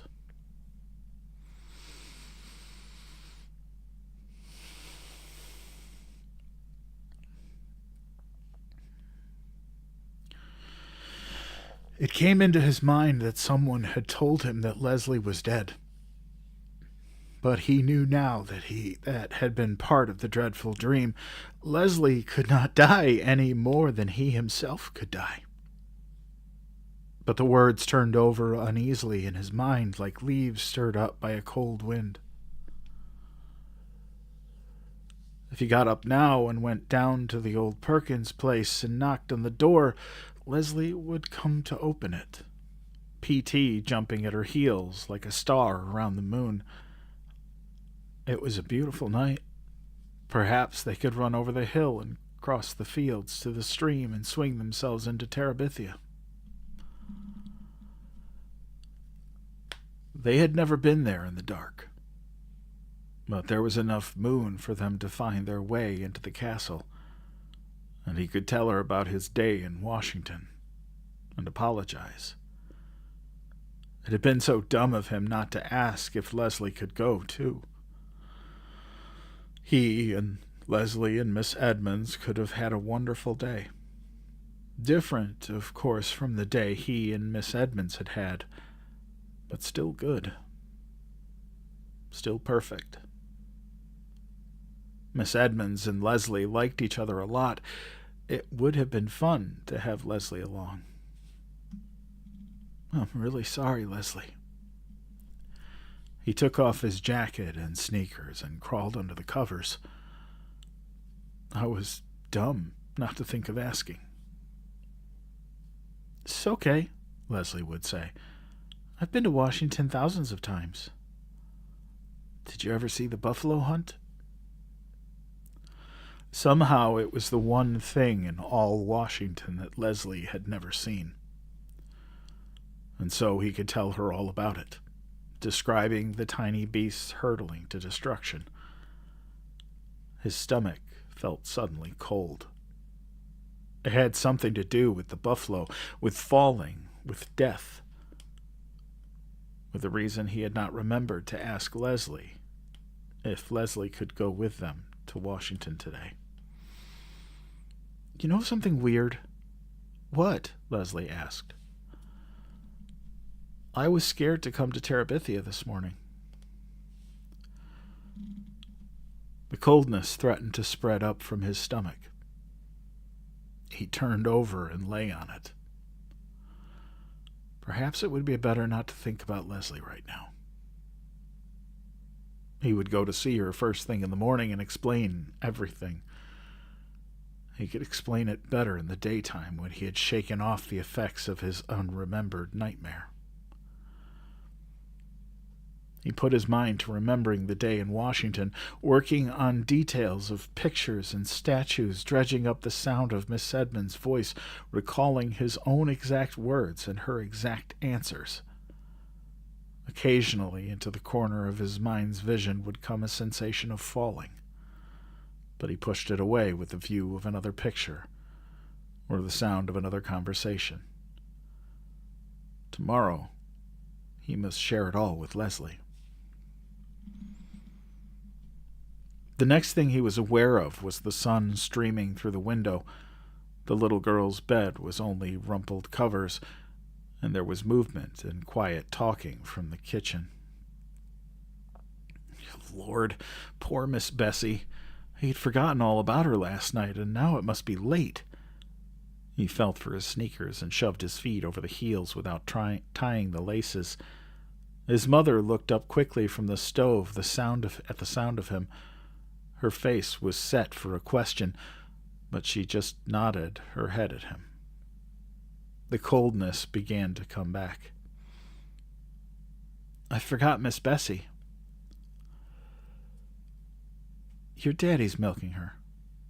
I forgot last night, too. She kept nodding her head. Your daddy did it for you. But it wasn't an accusation. You feel like some breakfast? Maybe that was why his stomach felt so odd. He hadn't had anything to eat since the ice cream Miss Edmonds had bought them at Millsburg on the way home. Brenda and Ellie stared up at him from the table. The little girls turned from their cartoon show at the TV to look at him, and then turned quickly back. He sat down on the bench. His mother put a plateful of pancakes in front of him. He couldn't remember the last time she had made pancakes. He doused them with syrup and began to eat. They tasted marvelous. You don't even care, do you? Brenda was watching him from across the table. He looked at her puzzled, his mouth full. If Jimmy Dix died, I wouldn't be able to eat a bite. The coldness curled up inside of him and flopped over. Will you shut your mouth, Brenda Aarons? His mother sprang forward, the pancake turner held threateningly high. Well, Mama, he's just sitting there eating pancakes like nothing happened. I'd be crying my eyes out. Ellie was looking first at Mrs. Aarons and then at Brenda. Boys ain't supposed to cry at times like this, are they, Mama? Well, it don't seem right for him to be sitting there eating like a brood sow. I'm telling you, Brenda, if you don't shut your mouth. He could hear them talking, but they were farther away than the memory of a dream. He ate, and he chewed, and he swallowed, and when his mother put 3 more pancakes on his plate, he ate them too.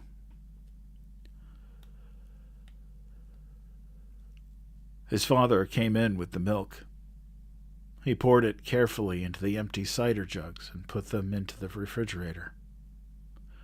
Then he washed his hands at the sink and came to the table. As he passed Jess, he put his hand lightly on the boy's shoulder. He wasn't angry about the milking. Jess was only dimly aware that his parents were looking at each other and then at him. Mrs. Aarons gave Brenda a hard look and gave Mr. Aarons a look which was to say that Brenda was to be kept quiet.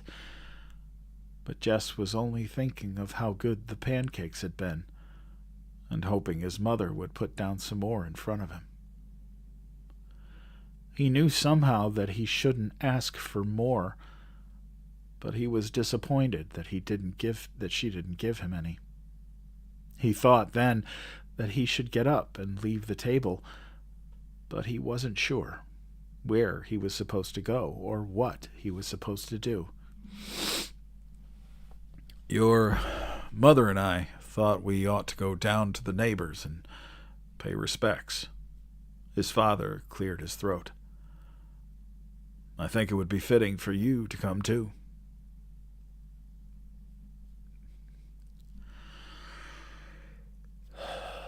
He stopped again, seeing you's the one that really knowed the little girl.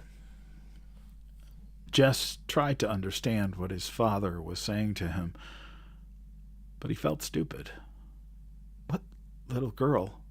He mumbled it, knowing it was the wrong thing to ask. Ellie and Brenda both gasped. His father leaned down the table and put his big hand on top of Jess's head. He gave his wife a quick, troubled look, but she just stood there, her eyes full of pain, saying nothing. "Your friend Leslie is dead, Jessie. You need to understand that."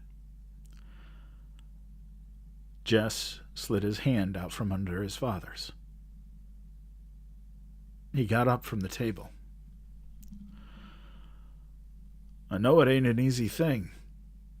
Jess could hear his father speaking as he went into the bedroom. He came back out with his windbreaker on. "You ready to go now?" His father got up quickly. His mother took off her apron and patted her hair. Maybelle jumped up from the rug. "I want to go too," she said. "I never seen a dead person before." "No." Maybelle sat down again as though slapped down by her mother's voice. "We don't even know where she's laid out at, Maybelle," Mr. Aarons said more gently.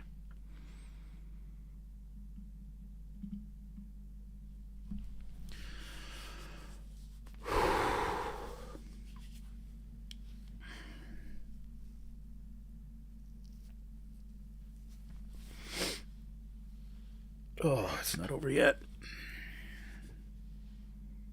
Thanks, Tessa. 12.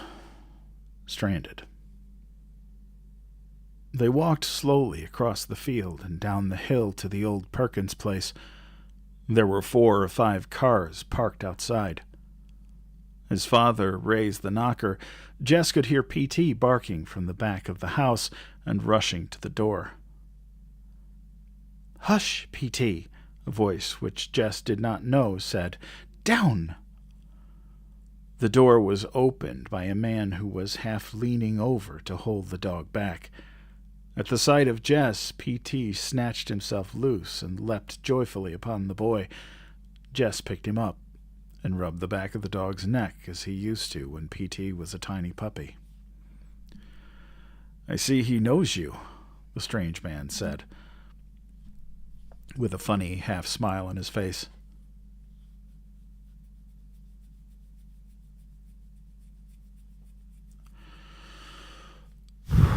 Come in, won't you?" He stood back for the three of them to enter. They went into the golden room, and it was just the same except more beautiful because the sun was pouring through the south windows. 4 or 5 people Jess had never seen before were sitting about, whispering some, but mostly not talking at all. There was no place to sit down, but the strange man was bringing chairs from the dining room. The 3 of them sat down stiffly and waited, not knowing what to wait for. An older woman got up slowly from the couch and came over to Jess's mother. Her eyes were red under her perfectly white hair. "I'm Leslie's grandmother," she said, putting out her hand. His mother took it awkwardly. "Miss Aarons," she said in a low voice, "from up the hill." Leslie's grandmother shook his mother's and then his father's hand. "Thank you for coming," she said. Then she turned to Jess. "You must be Jess," she said. Jess nodded. "Leslie," her eyes filled up with tears. "Leslie told me all about you." For a minute, Jess thought she was going to say something else. He didn't want to look at her, so he gave himself over to rubbing PT, who was hanging across his lap. "I'm sorry," her voice broke. "I can't bear it." The man who had opened the door came up and put his arm around her. As he was leading her out of the room, Jess could hear her crying. He was glad she was gone. There was something weird about a woman like that crying. It was as if the lady who had talked about Polydent on TV had suddenly burst into tears. It didn't fit. He looked around the room full of red-eyed adults. "Look at me," he wanted to say to them. "I'm not crying." A part of him stepped back and examined this thought. He was the only person his age he knew whose best friend had died. It made him important. The kids at school Monday would probably whisper around him and treat him with respect, the way they'd all treated Billy Joe Weems last year after his father had been killed in an accident in a car crash. He wouldn't have to talk to anybody if he didn't want to, and all the teachers would be especially nice to him. Mama would even make the girls be nice to him. He had a sudden desire to see Leslie laid out. He wondered if she were back in the library or in Millsburg at one of the funeral parlors. Would they bury her in blue jeans? Or maybe that blue jumper with the flowery blouse she'd worn at Easter. That would be nice. People might snicker at the blue jeans, and he didn't want anyone to snicker at Leslie when she was dead. Bill came into the room. PT slid off Jess's lap and went to him. The man leaned down and rubbed the dog's back. Jess stood up. "Jess?" Bill came over to him and put his arms around him as though he had been Leslie instead of himself. Bill held him close so that a button on his sweater was pressing painfully into Jess's forehead, but as uncomfortable as he was, Jess didn't move. He could feel Bill's body shaking, and he was afraid that if he looked up, he would see Bill crying. He didn't want to see Bill crying. He wanted to get out of this house. It was smothering him. Why wasn't Leslie here to help him out of this? Why didn't she come running in and make everyone laugh again? You think it's so great to die and make everyone cry and carry on? Well, it ain't.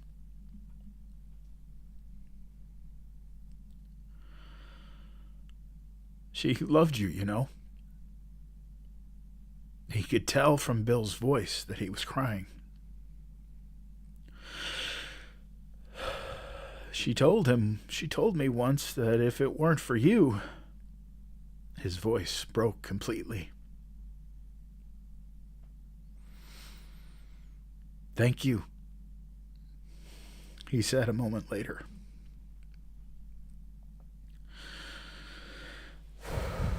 Thank you for being such a wonderful friend to her.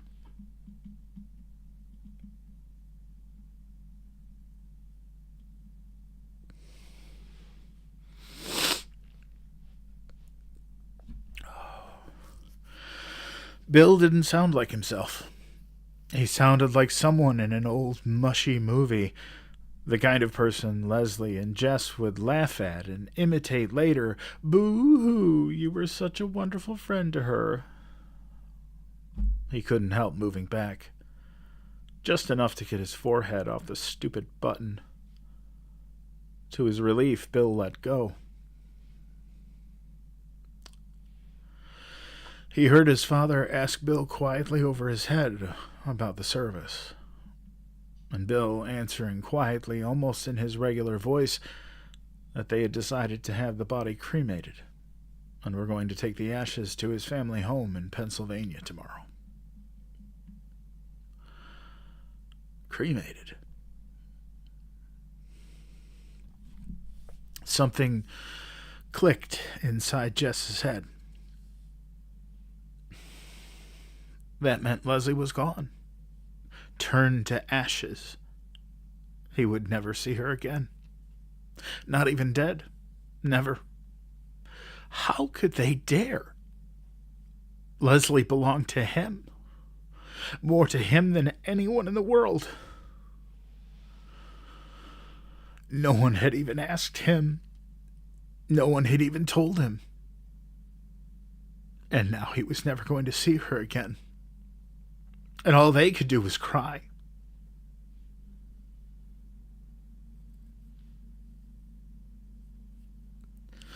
They were crying for themselves. Just themselves. If they'd cared at all for Leslie, they would have never brought her to this rotten place. He had to hold tightly to his hands for fear he might sock Bill in the face. He, Jess, was the only one who really cared for Leslie, but Leslie had failed him. She went and died just when he needed her the most. She went and left him. She went swinging on that rope just to show him that she was no coward. So there, Jess Aarons. She was probably somewhere right now laughing at him, making fun of him like he was Mrs. Myers. She had tricked him. She had made him leave his old self behind and come into her world, and then before he was really at home in it, but too late to go back, she had left him stranded there, like an astronaut wandering about on the moon. Alone. He was never sure later just when he left the old Perkins place, but he remembered running up the hill toward his own house with angry tears streaming down his face. He banged through the door. Maybelle was standing there, her brown eyes wide. "Did you see her?" she asked excitedly. "Did you see her laid out?" He hit her. In the face. As hard as he had ever hit anything in his life. She stumbled backward from him with a little yelp. He went into the bedroom and felt under the mattress until he retrieved all his paper and the paints that Leslie had given him at Christmas time. Ellie was standing in the bedroom door, fussing at him. He pushed past her from the couch. Brenda, too, was complaining, but the only sound that really entered his head was that of Maybelle whimpering. He ran out the kitchen door and down the field all the way to the stream, without looking back. The stream was a little lower than it had been when he had seen it last. Above, from the crabapple tree, the frayed end of the rope swung gently. I am now the fastest runner in the 5th grade.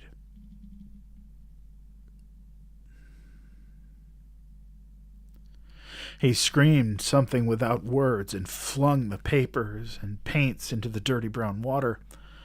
The paints floated on top, riding the current like a boat, but the papers swirled about, soaking in the muddy water, being sucked down, around, and down.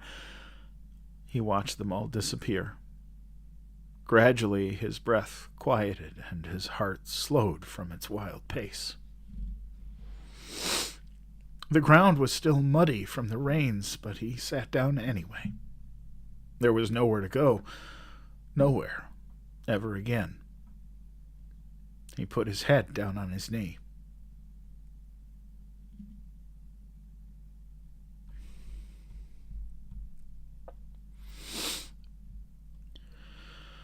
That was a damn fool thing to do. His father sat down on the dirt beside him. I don't care. I don't care. He was crying now. Crying so hard he could barely breathe.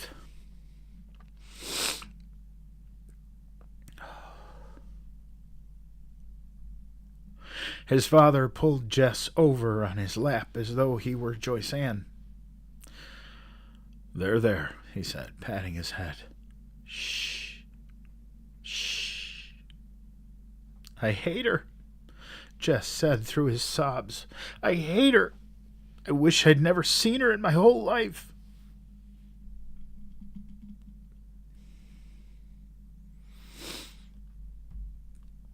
His father stroked his hair without speaking. Jess grew quiet. They both watched the water.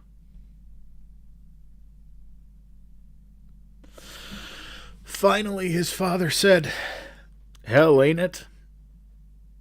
It was the kind of thing Jess could hear his father saying to another man. He found it strangely comforting, and it made him bold. Do you believe people go to hell? Really go to hell, I mean? You ain't worrying about Leslie Burke. It did seem peculiar, but still. Well, Maybelle said... Maybelle? Maybelle ain't God. Yeah, but how do you know what God does? Lord, boy, don't be a fool. God ain't gonna send any little girls to hell. He had never in his life thought of Leslie Burke as a little girl. But still, God was sure to. She wouldn't have been 11 until November. They got up and began to walk up the hill. I didn't mean that about hating her, he said. I don't know what made me say that. His father nodded to show he understood. Everyone, even Brenda, was gentle to him. Everyone except Maybelle, who hung back as though afraid to have anything to do with him. He wanted to tell her he was sorry, but he couldn't. He was too tired. He couldn't just say the words. He had to make it up to her later, and he was too tired to figure out how. That afternoon, Bill came up to the house. They were about to leave for Pennsylvania, and he wondered if Jess would take care of the dog until they got back. Sure. He was glad Bill wanted him to help. He was afraid that he had hurt Bill by running away this morning. He wanted to know that Bill didn't blame him for anything, but it was not the kind of question he could put into words. He held PT and waved as the dusty little Italian car turned onto the main road. He thought he saw them wave back, but it was too far away to be sure. His mother had never allowed him to have a dog, but she made no objection to PT being in the house. PT jumped on his bed, and he slept all night with PT's body curled against his chest.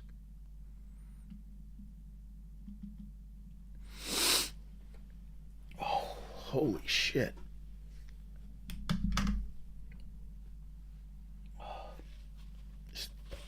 You guys have to give me a minute.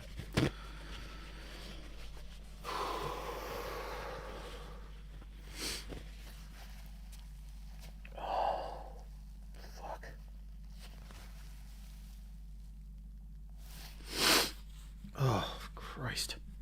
I think that was worse than Charlotte's Web. Jesus.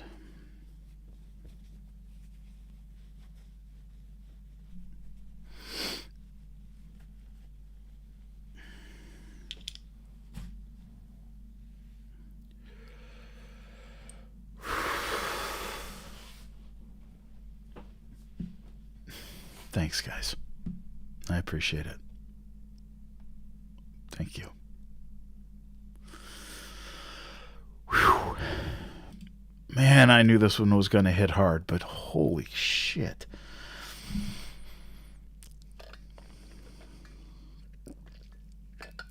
Thank you, Lavender. I appreciate that. Oh, man. Well, I sure as hell can't be the only one that was crying. Freaking crying like a little kid with a skinned knee. Oh, you're welcome.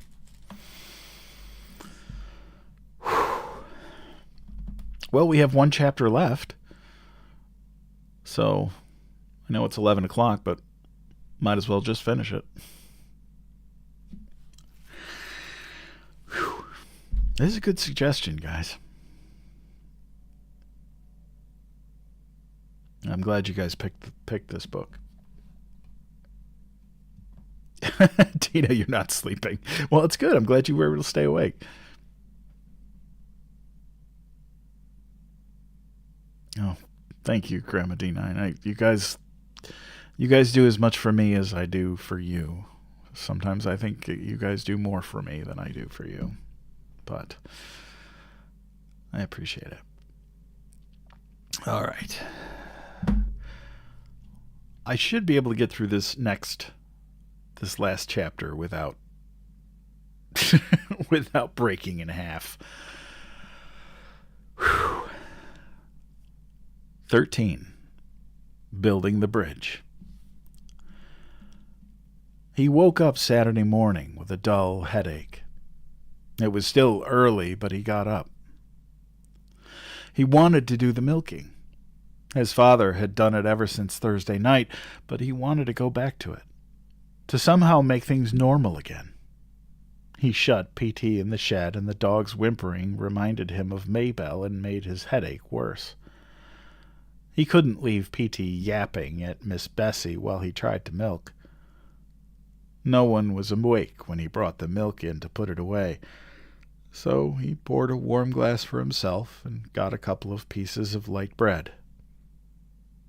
He wanted his paints back,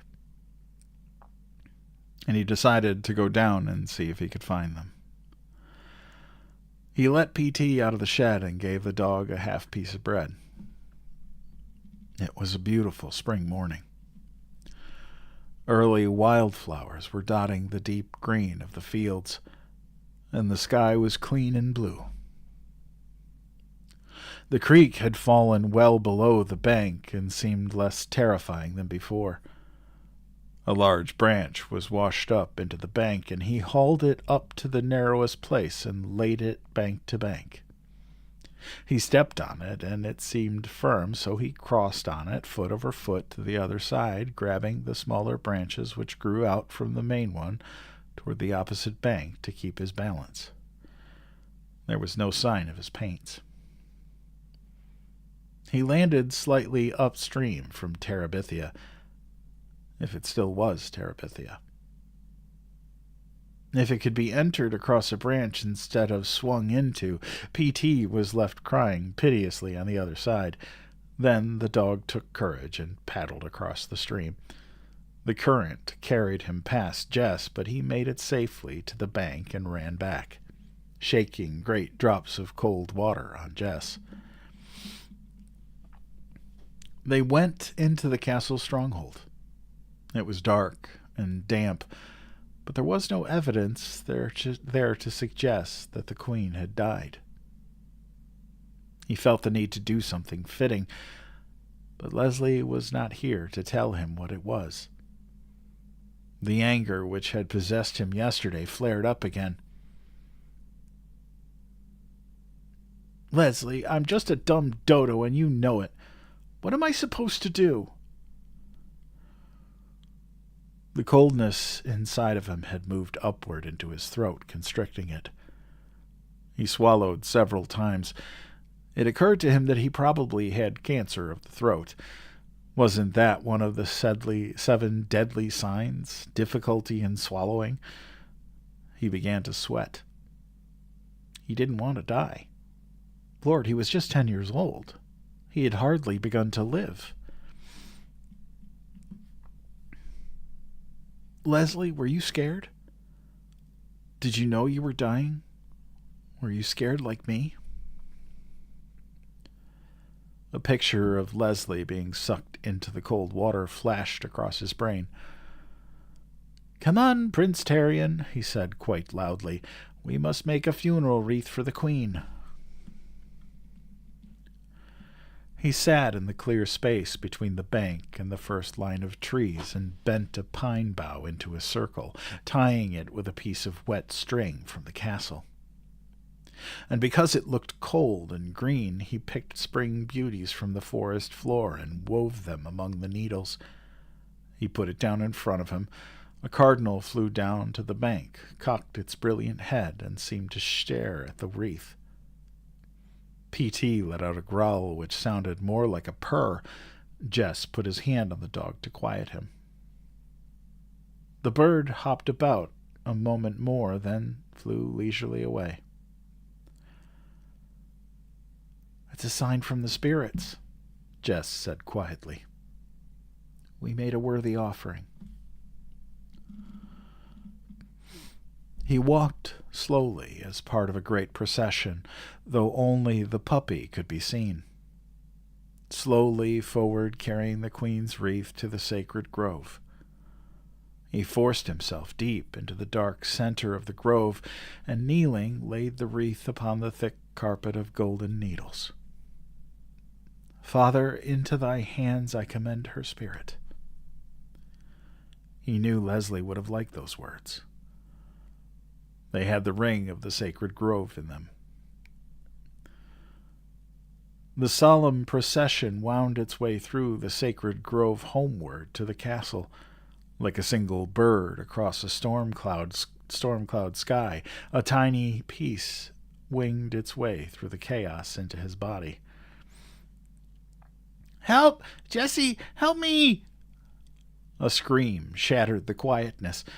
Jess raced to the sound of Maybelle's cry. She had gotten halfway across on the tree and now stood there, grabbing the upper branches, terrified to move either forward or backward. Okay, Maybelle. The words came out more steadily than he felt. Just hold still, I'll get you. He was not sure the branch would hold the weight of them both. He looked down at the water and was low enough for him to walk across, but still swift. Suppose it swept him off his feet. He decided for the branch. He inched out on it until he was close enough to touch her. He'd have to get her back to the home side of the creek. Okay, he said. Now back up. I can't. I'm right here, Maybelle. You think I'm going to let you fall? Here. He put out his right hand. Hold on to me and slide sideways on the thing. She let go with her left hand for a moment and then grabbed the branch again. I'm scared, Jessie. I'm too scared. Of course you're scared. Anybody'd be scared. You just got to trust me, okay? I'm not going to let you fall, Maybelle. I promise you. She nodded, her eyes still wide with fear, but she let go the branch and took his hand, straightening a little and swaying. He gripped her tightly. Okay, now, it ain't fair. Just slide your right foot a little way, then bring your left foot up close. I forgot which is right. The front one, he said patiently. The one closest to home. She nodded again and obediently moved her right foot a few inches.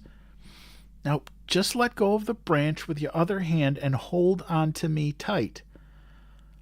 She let go of the branch and squeezed his hand. Good, you're doing great. Now slide a little ways more. She swayed but did not scream, just dug her little fingernails into the palm of his hand. Great, fine, you're all right. The same quiet, assuring voice of the paramedics on emergency, but his heart was bongoing against his chest. Okay. A little bit more now.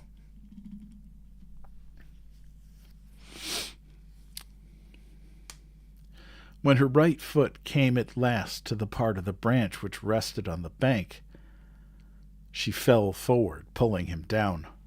Watch it, Maybelle! He was off balance, but he fell, not into the stream, but with his chest across Maybelle's legs, his own legs waving in the empty air above the water. Phew! He was laughing with relief. What you trying to do, girl? Kill me?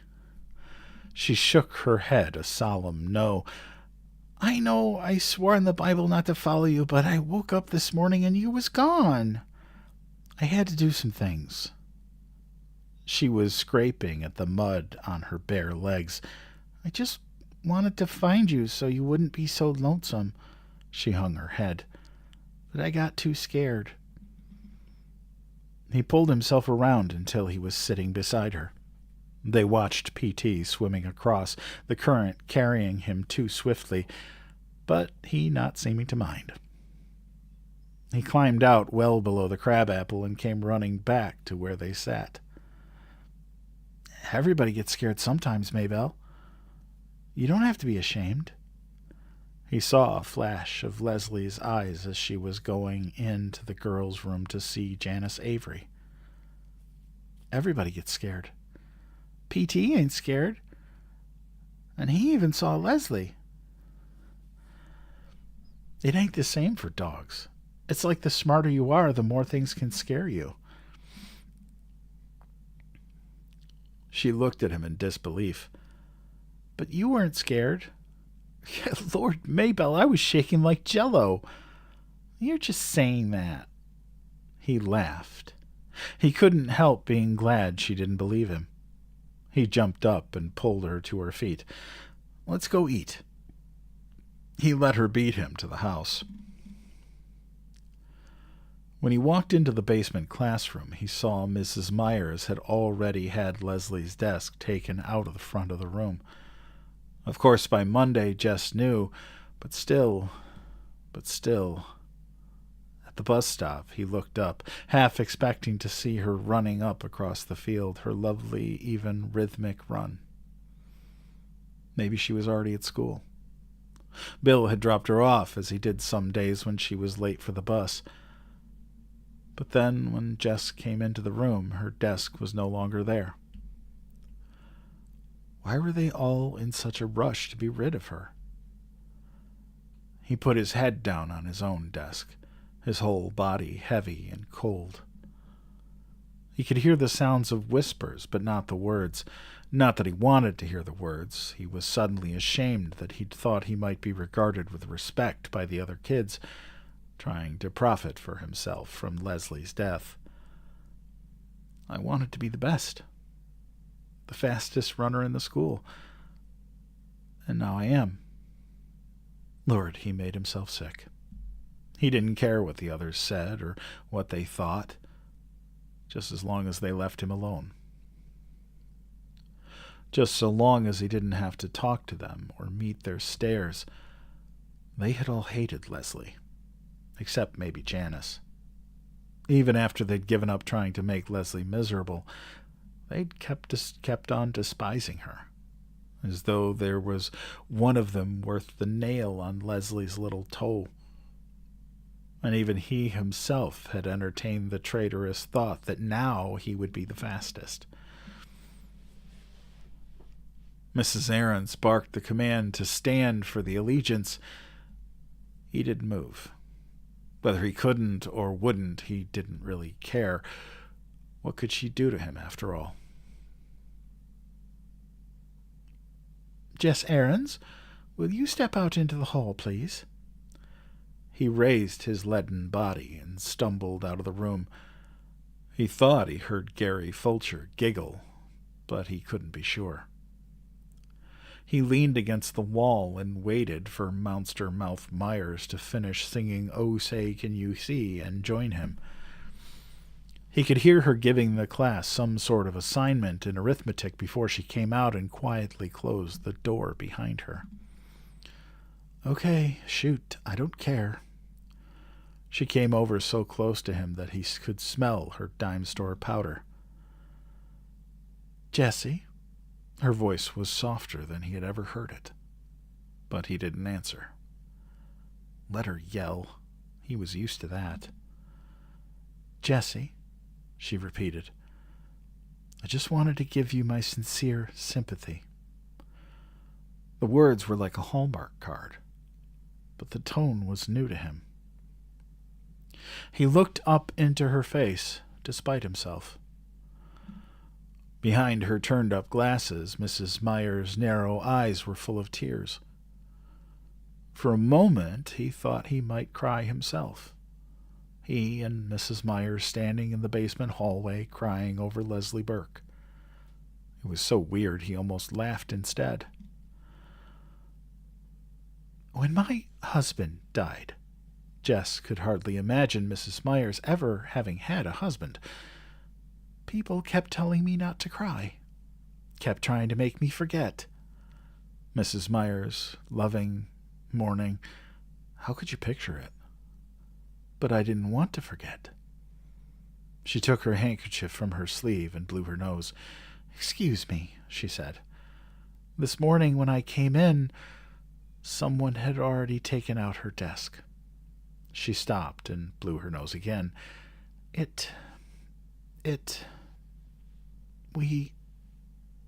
I've never had such a student. In all my years of teaching, I shall always be grateful. He wanted to comfort her.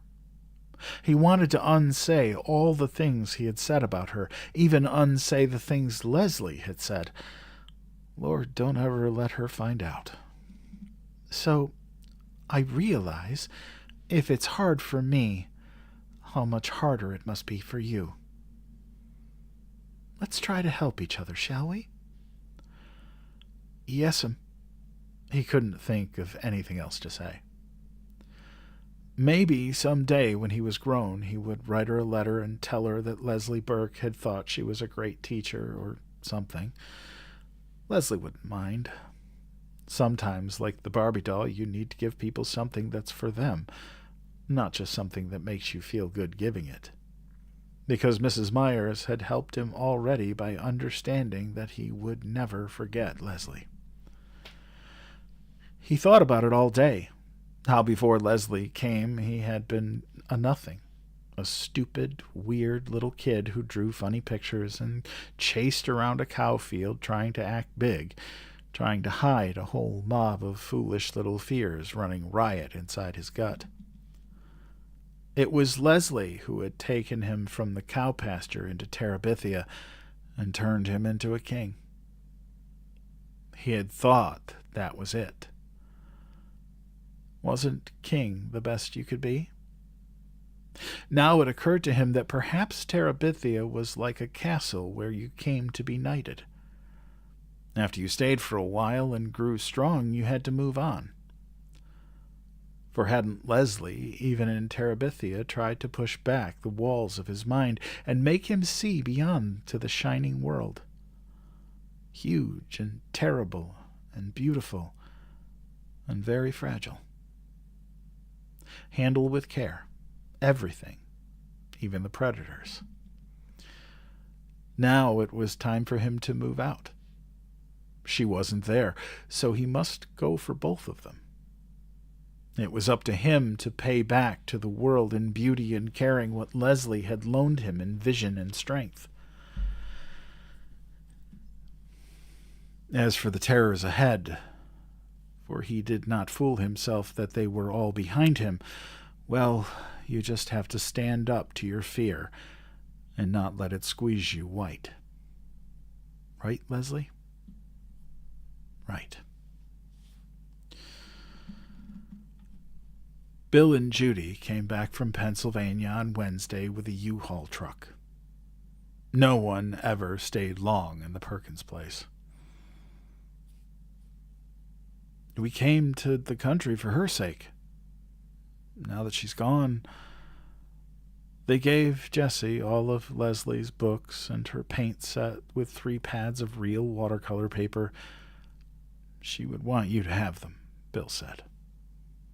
Jess and his dad helped them load the U-Haul, and noontime his mother brought down ham sandwiches and coffee, a little scared the Burkes wouldn't want to eat her food, but needing, Jess knew, to do something. At last the truck was filled, and the Aaronses and the Burkes stood round awkwardly, no one knowing how to say goodbye.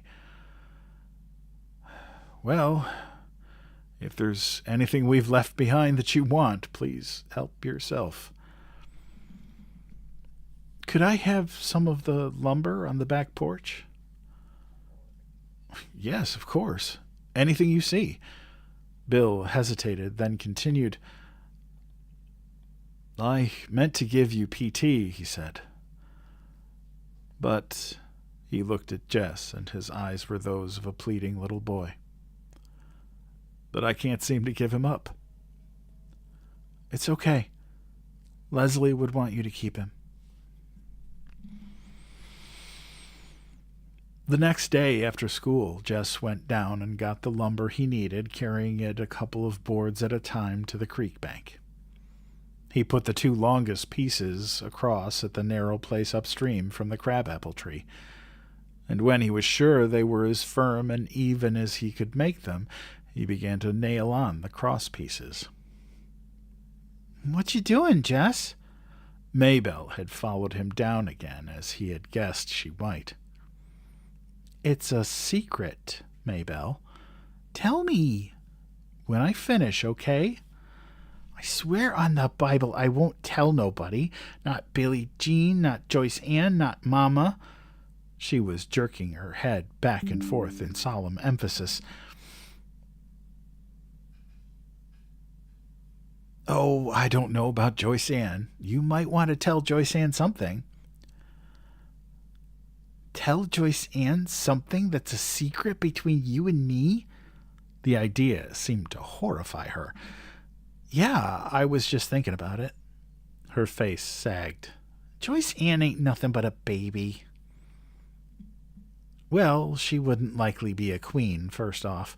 You'd have to train her and stuff. Queen? Who gets to be queen? I'll explain it when I finish, okay? And when he finished, he put flowers in her hair and led her across the bridge, the great bridge into Terabithia, which might look to someone with no magic in him like a few planks across a nearly dry gully. Shh, he said. Look. Where? Can't you see 'em? He whispered. All the Terabithians standing on tiptoe to see you. Me? Shh. Yes. There's a rumor going around that the beautiful girl arriving today might be the queen they've been waiting for.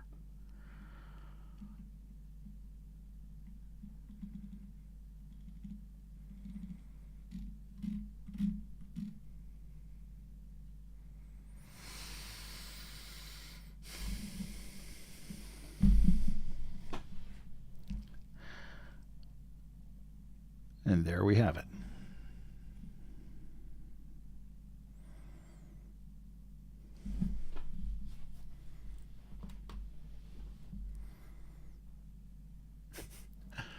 I forgot to change the image. Whoops.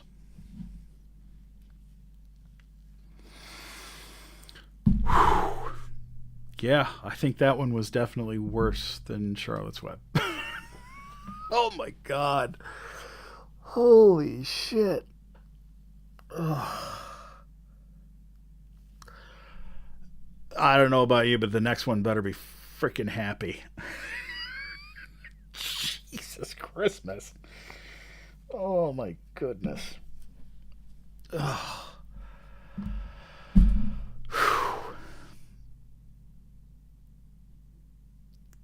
I swear to God, that was crazy.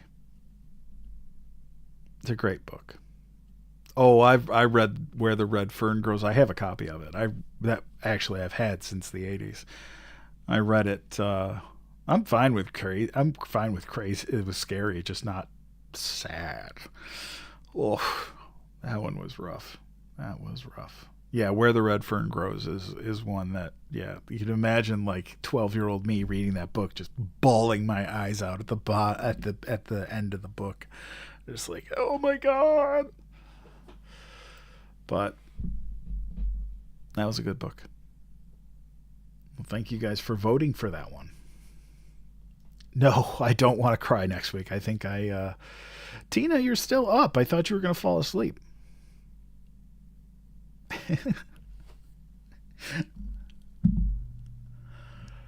Oh, you guys are the best.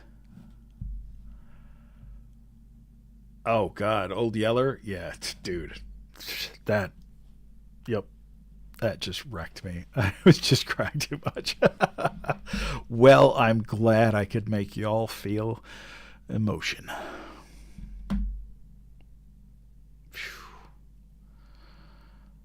I swear to God, I'm like gonna like this next week. I'm just gonna read like happy picture books. Read freaking. Oh my God, Llama Llama Red Pajama.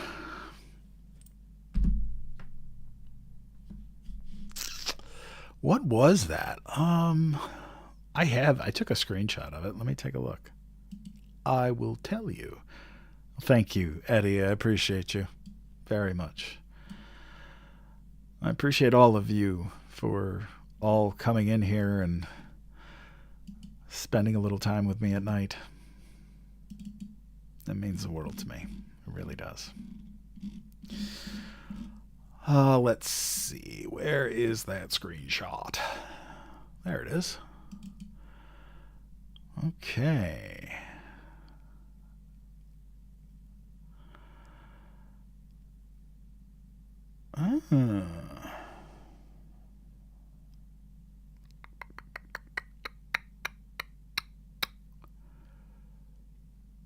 Huh. Well, I'll have to look at it and see which one I have, if I have both of them, but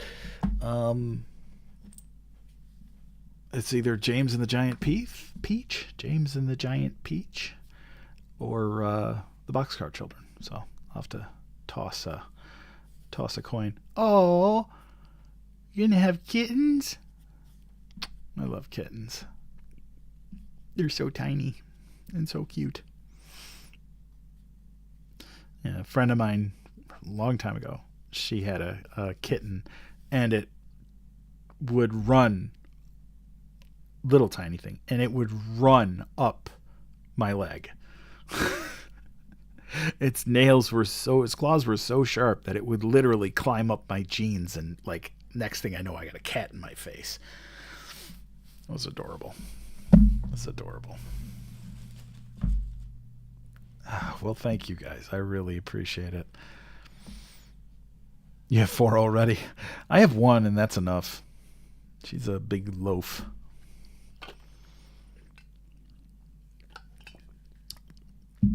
Well, that may be our next 2 anyway. Whew. Well, I think I'm going to call it a night. But I'll be back on Wednesday and Friday for our usual programming of fantastic and weird and scary stories.